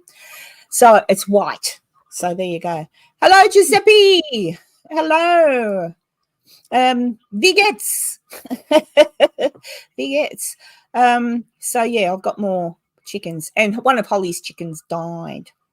Oh. Betty and Frankie. Why not Johnny and Frankie and Johnny? you remember that movie with Elvis Presley, Frankie and Johnny? It was Elvis Presley and the girl out of oh, what was that show called? Once a mountaineer, blah blah blah blah. Poor mountain beer, Beverly Hillbillies. Thank you. I had to. Yeah, the girl out of Beverly Hillbillies. Oh, Ellie Mae. Ellie Mae. Yeah, she was the lead actress in it with Elvis Presley. Oh. How did I get onto that? Oh, Frankie and Johnny. Oh. See, Betty after the Taylor Swift song, and Frankie after a monster. Oh, the kids named the chickens. I get it. Chinese Silky, I think so. I don't know, but it's Silky. She's got kind of like it's not a pom-pom one, but she's got, I'll take pictures of them later and I'll put them, I'll put a picture of my chickens up on my Facebook page. So there you go. Oh, what happened? I don't follow American football. I couldn't tell you the name of the team that won. I just know Taylor. The Kansas City Chiefs. Okay, so they won, but I only know that because I live in Kansas. Oh, well, there you go. And they were playing the San Francisco 49ers, yes. Yeah, and I know that because there was an Australian on the team. So there you go. I don't know his name, but there was an Australian football player. But I did see a clip of the Super Bowl where Taylor Swift's boyfriend, I don't know that he meant to push the coach, because when you look at it, it's more like shirt fronted him. He kind of leaned in, and he's a big fella, but it didn't look nice. And he was yelling to let him back in. Did he get in trouble for doing that? That's a bit nasty. I don't think so. I mean, no, those guys giving him time out. Well, you saw the reaction from the coach. He's like, "Yeah, whatever, back up." Yeah, I don't think, because when I watched it, I thought, because they said pushed, and I'm like, oh dear, but it didn't look like it was like a shirt front push, like you know, like a in his face, He was certainly excited. He was yelling, and to be fair, it's very loud down there on the sidelines. And plus, the coach is usually wearing some kind of wired headset where they're talking to somebody else up in the box, usually somebody that can see the whole field.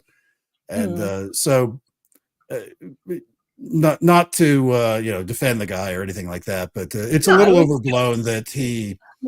Yeah, well, as I say, I the first time I saw it, it was with the narrative, oh, he pushes the coach. So I've watched that with my head. I've watched it and I've gone, oh, my God, red flag. I'd dump him as quick as I could, very aggressive. But then I watched it again without the narrative, and I watched it again. I watched it 5 times in a row because I'm thinking, And then the more I watched it, the more I realized, this is a high stakes game. He's playing in his field. What did I miss? Bay Area Ghost, thank you very much for gifting 10 Doof Paranormal memberships.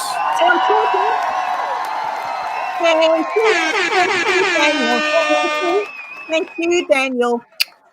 Daniel gets kisses. There you go. Thank you, Daniel.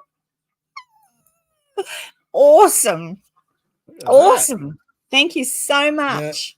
I even see Ardent Paranormal in the chat. He was just gifting where is she? Sam? Yeah. How did I miss Sam? Did she come in while I was ranting about I think she was lurking, and she ended up getting caught up in the membership gifting there. Oh, there you go.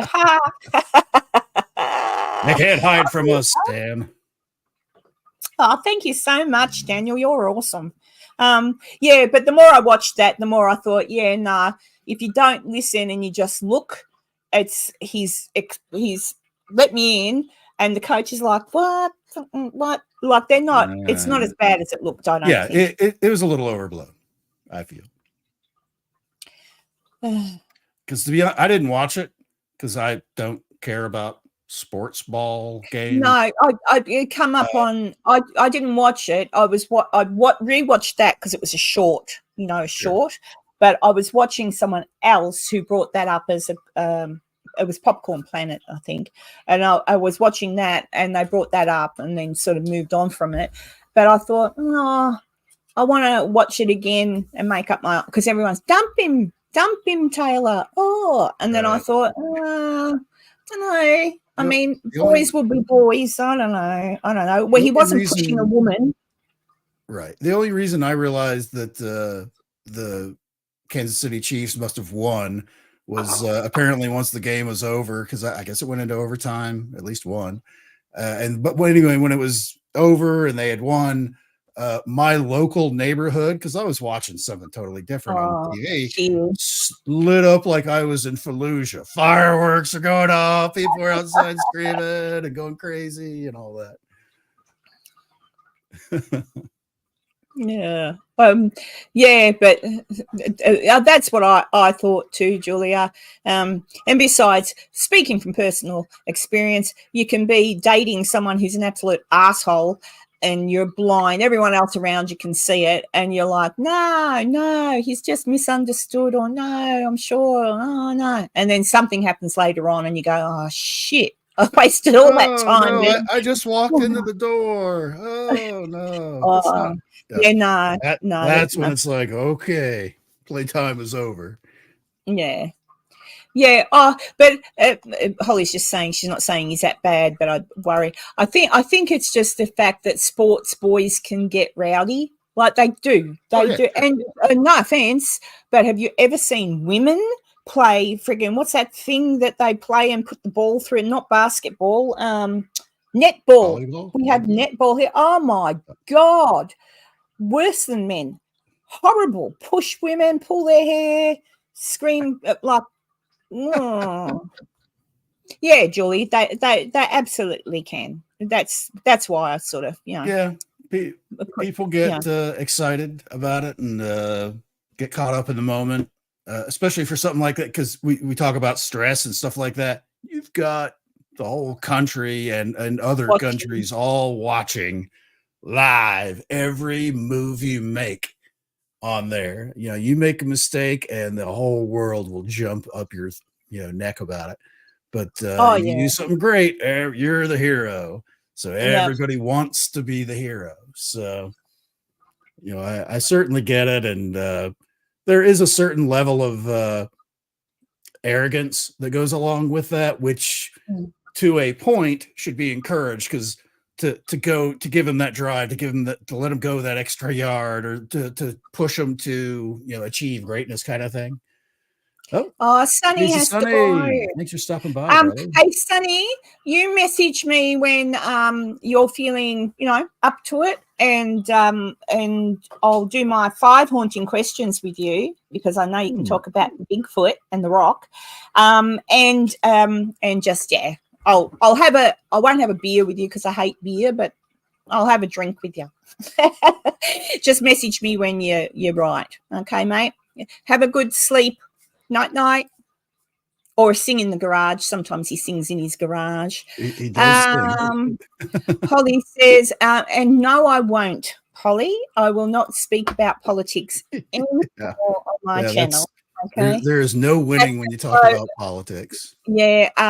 There's a no-go for politics. No religion. Yep. And no religion. Yeah. No, I'm just stay right away from it.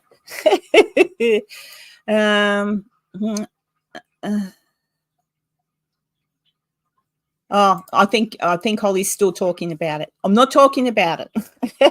That's right. We're here for the fun. What else? I've got to take Muffin, the Rottweiler, to the vet on Tuesday to get her eye checked again. It's interesting. Oh, she's over near the door.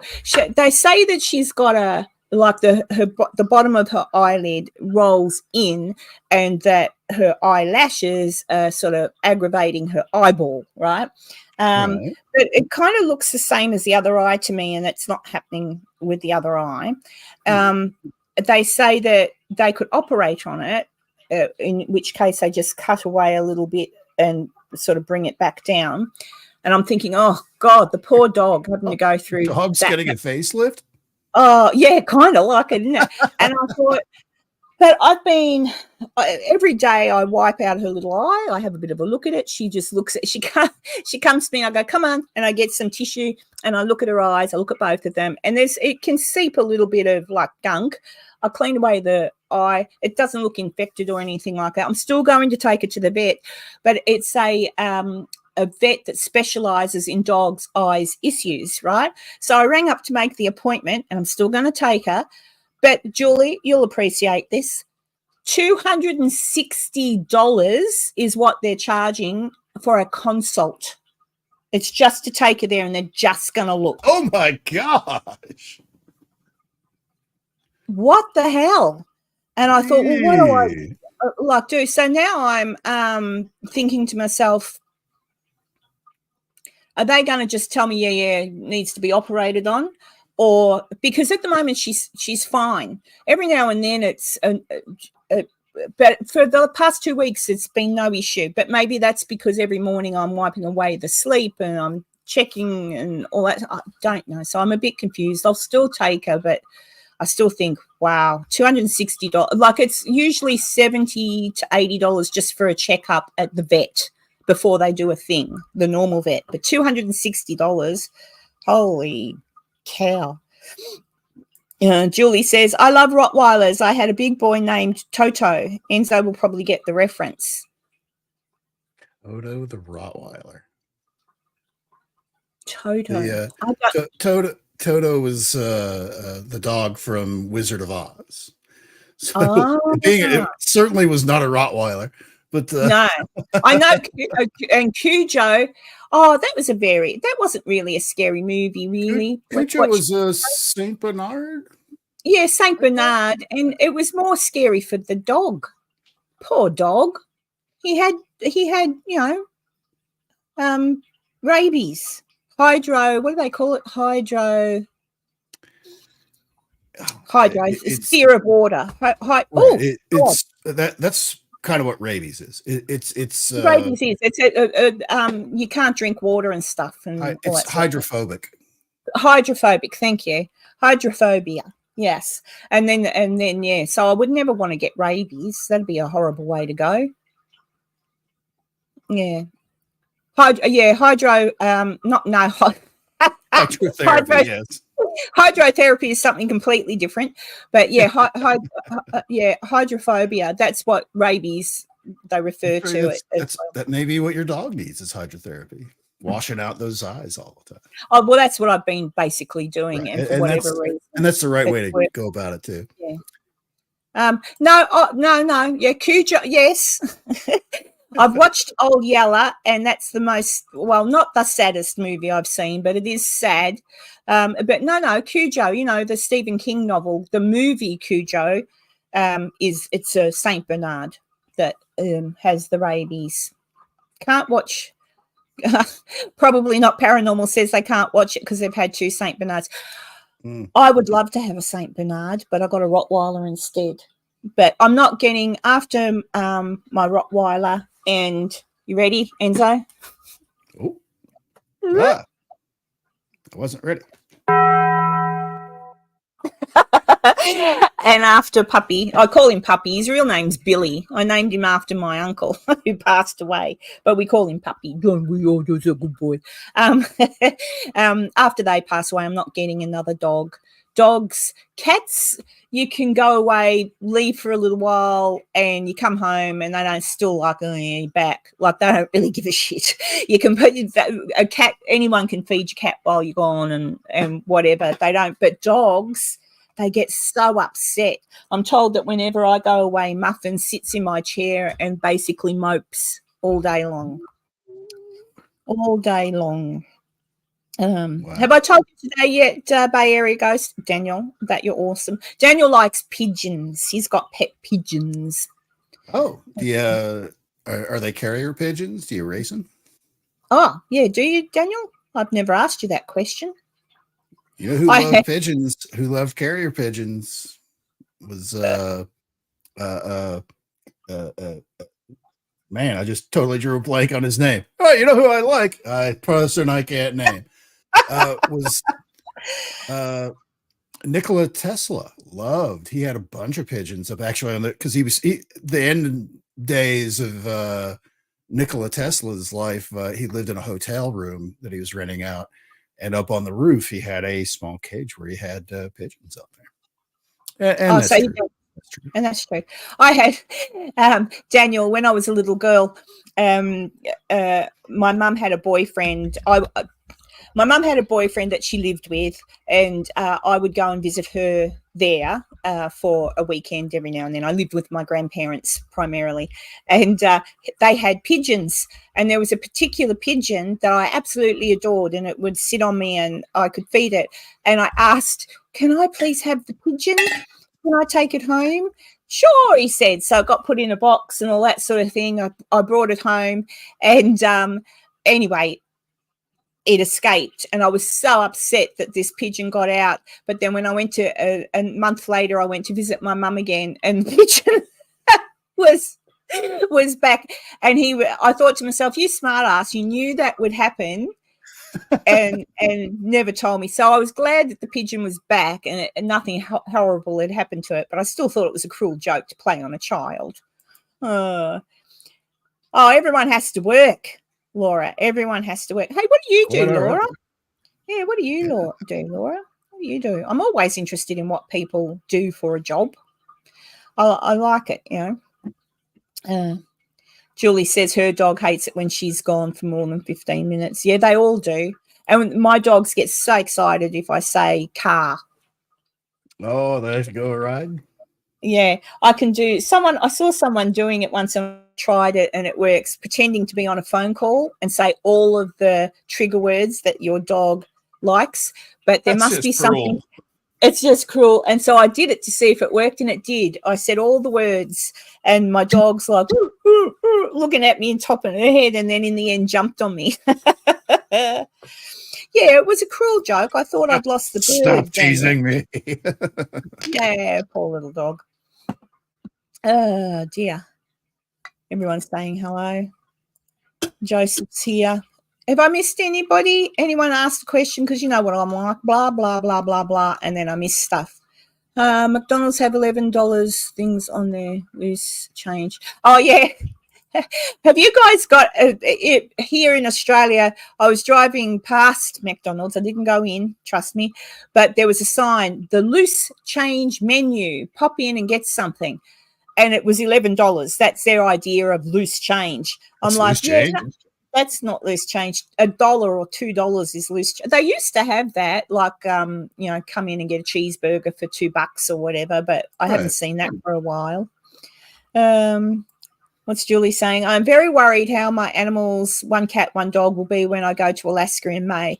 Both love me a lot. Now that my big old dog is gone, she won't be there to lead them. I think they'll be all right, Julie. They'll be all right. There'll be someone else there to feed them and everything, obviously. So I'm just thinking, I've got an itchy nose.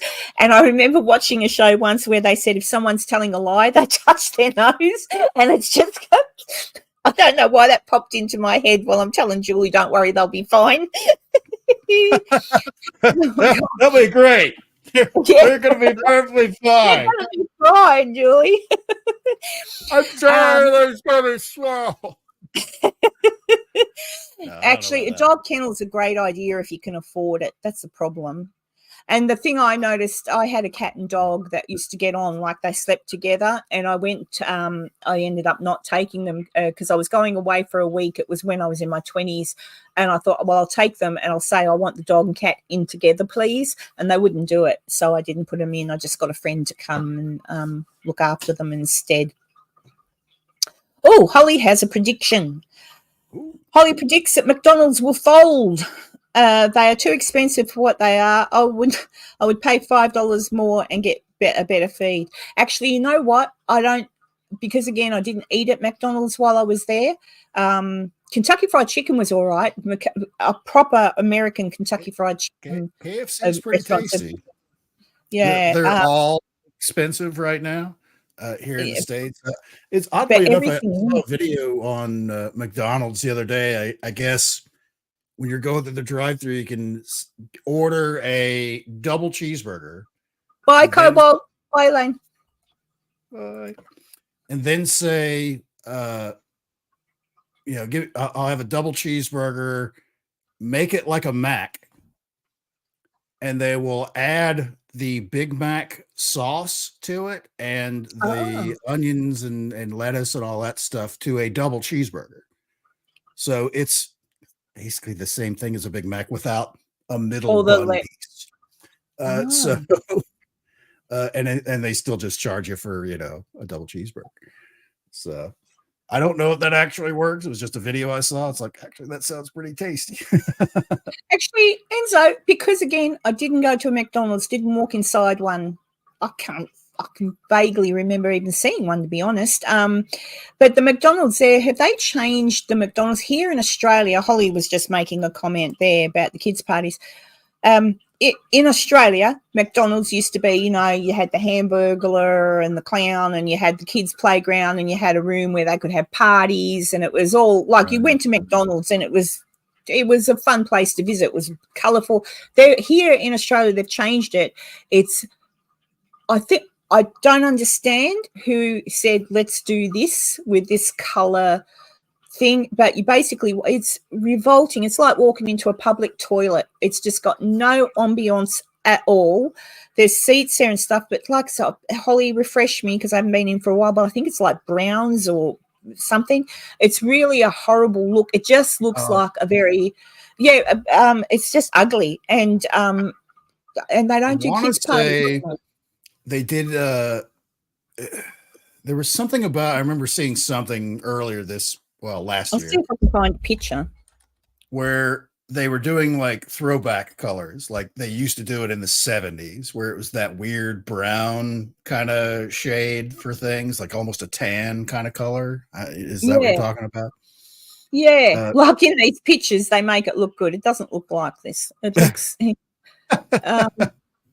Now, Holly can help me because I actually haven't been into one, so I've only seen it from the outside through the drive-through.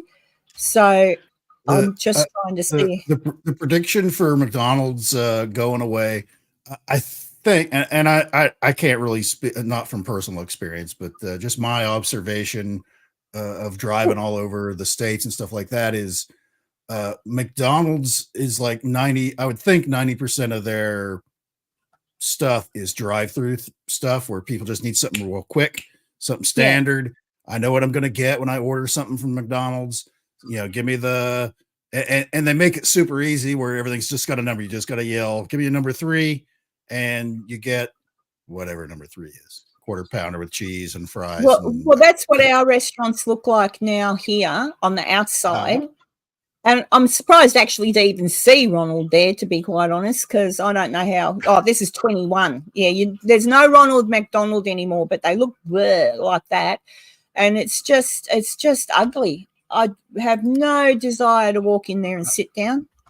I don't know anyone that has actually eaten inside of McDonald's. It's usually something that you go through the drive-through, you grab something on the go, and you eat it on the way to work. Or if you're like me, like if you're driving cross country someplace, it's like, I know what I'm going to get if I go to McDonald's. Go in there, I'll get a 10-piece McNugget with barbecue sauce, and that's like a one-at-a-time thing that I can eat while I'm driving. Oh yeah, there's no where it's that's a kiosk that you just touch it with a giant touch screen that you don't actually talk with a human. You can they've still got the thing where you can walk up and order, but you've got this and see the seats. Like, it's just look at it. It is like walking into a public toilet. It's it's prison seating. It's horrible.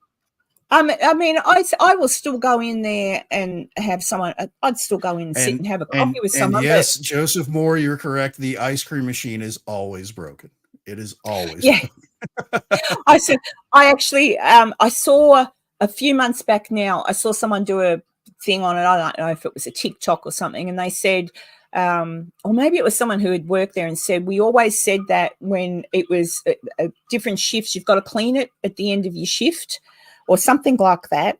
And so even if it's still working, because they've just cleaned it, like they've literally just cleaned it and they're nearly going to finish their shift, but you have to clean it before you finish your shift, they would say the ice cream machine's broken because they didn't want to have to.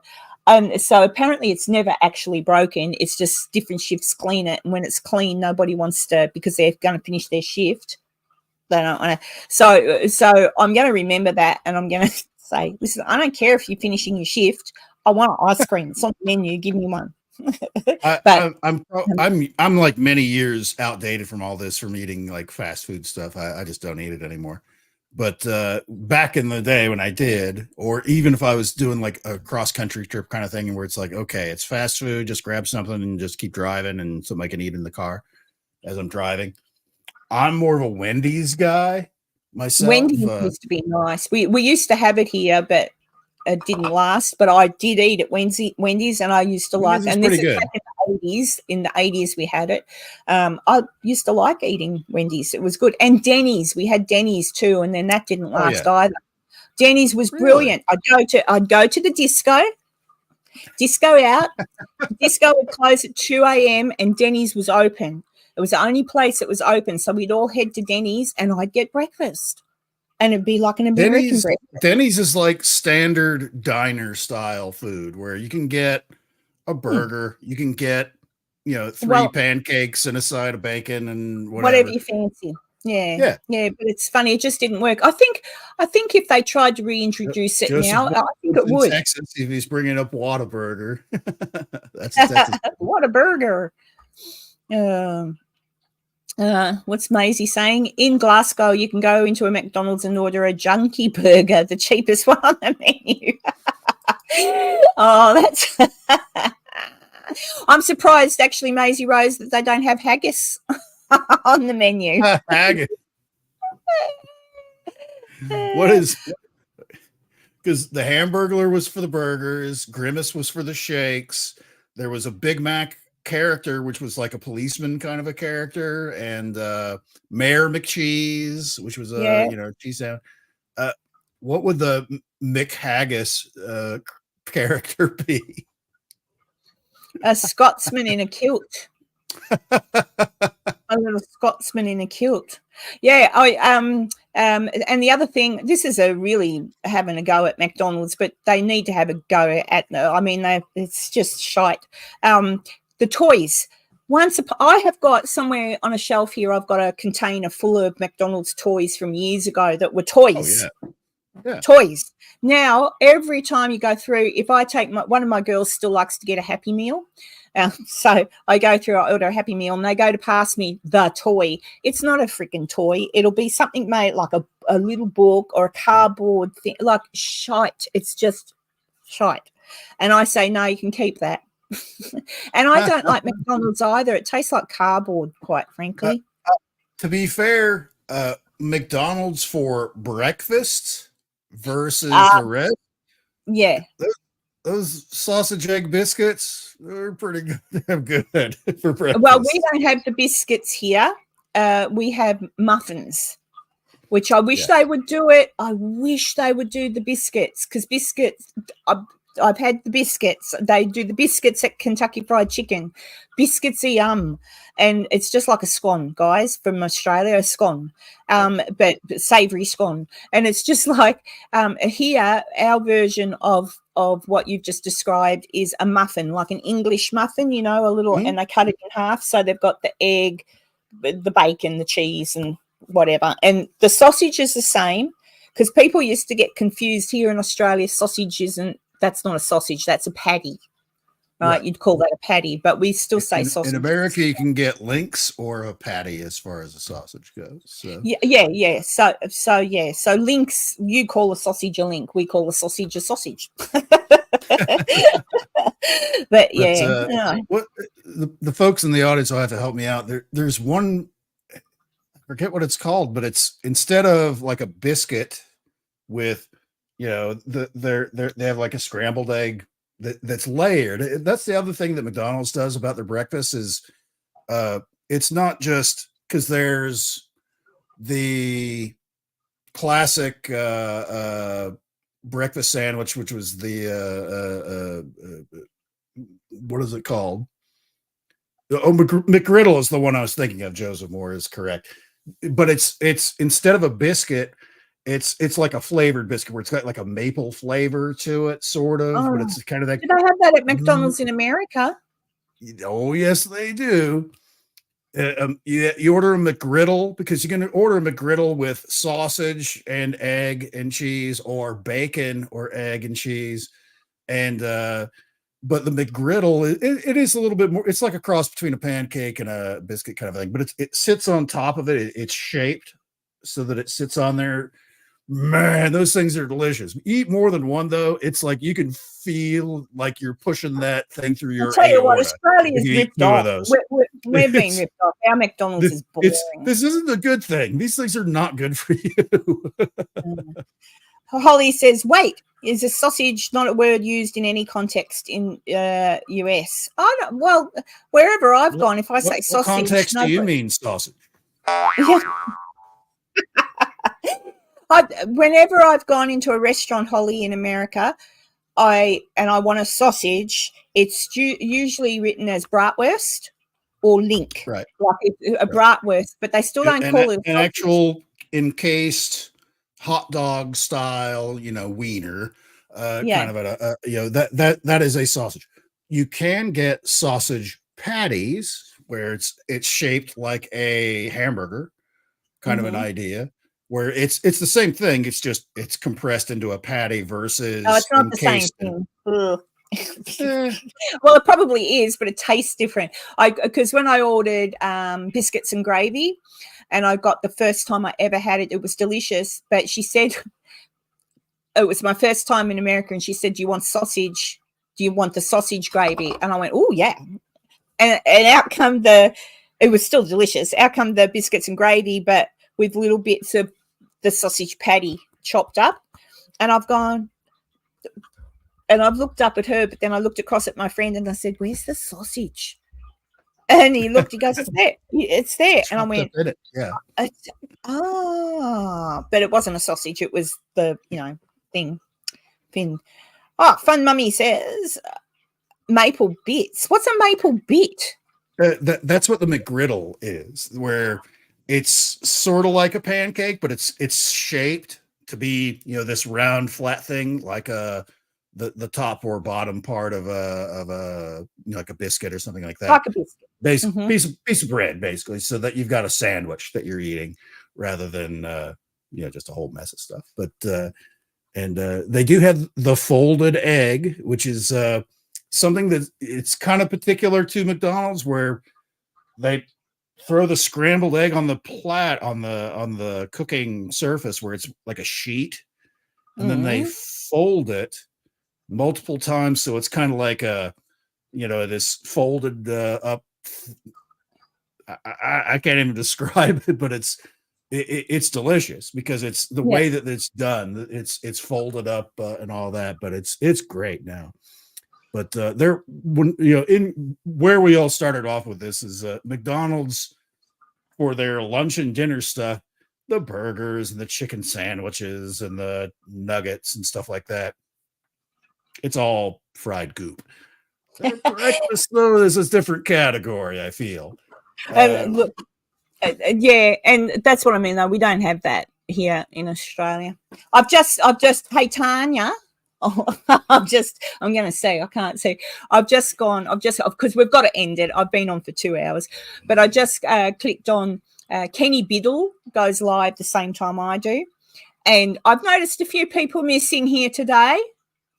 Well, I know exactly where they are. And I'm also getting 2 times. I can see who's over with Kenny Biddle, and I can see who's been here. They're back and forth. But I'm like, I see. Very interesting. Should I just go, aha? I'm gonna. I see you all. Oh, hell. Oh dear. Why can't I hear you, Enzo? Can you hear me? Sorry, I'd hit my cough button to cough, and then I forgot to turn it off. because I was looking up my own plugs. Like, oh, we're getting ready to end. I have another plug thing that I have to do before we get off the air. It's all right. I'm joking. That sort of thing doesn't bother me. It's just funny. Well, you are here too, says Tanya. I am, aren't I, Tanya? Oh, dear. Oh, gosh. See? That's why I have a cough button. Yeah, a cough button. But there you go. But anyway, people, I should end it because I've gone 5 minutes over the allotted 2 hours. But we've been having fun, and now I'm hungry. Oh, yeah. It's 1 o'clock. We've been talking about junk food for the last couple hours, it seems. Thank you, Julie. I'm glad someone is. It's all right. I've done that before too. When I've been watching someone's live, I've gone backwards and forwards between someone else as well. But I generally try not to do that because I'll miss something. Maybe I'm just boring. Oh, well, I don't think we're boring. No, I think we're fun. I think so. Who else has a chihuahua on the table, a Rottweiler near the door, books? We talk about everything. Anyway, guys, I am going to end it because I am going to go and make myself some bacon and eggs. That's what I'm going to have. Since we were talking about it. Yeah, I do have one. I do have one final plug before we go. Y'all go, Enzo, go. On Sunday, I'll be joining Shauna over at the Exploring the Paranormal Perspective over on Rumble at 4 p.m. Eastern. Shauna is actually part of the group that I know that lives down in Southeast Kansas, that paranormal investigation group. That we've met several times and we've chatted many times, and she does a show on Sundays, and she invited me on as a guest this Sunday. So 48-ish hours from now, and we can go, and I would certainly appreciate it if people would stop by and say hi. Yeah, check that out. I've got a Rumble account, but I must try to pay attention to it a little bit, because I know that on Rumble you can basically talk about anything. You don't have to mind your words. But then again, having said that, I've been on YouTube for so long now that I've almost learnt to curb the words I use to describe things. It's like learning a new language. It's kind of weird, but anyway. All right, guys. So keep an eye out for that for Enzo. And don't forget, if anybody doesn't mind sharing out my thing for Dave on Tuesday night, sharing out that I've got the video coming up with Dave Schrader.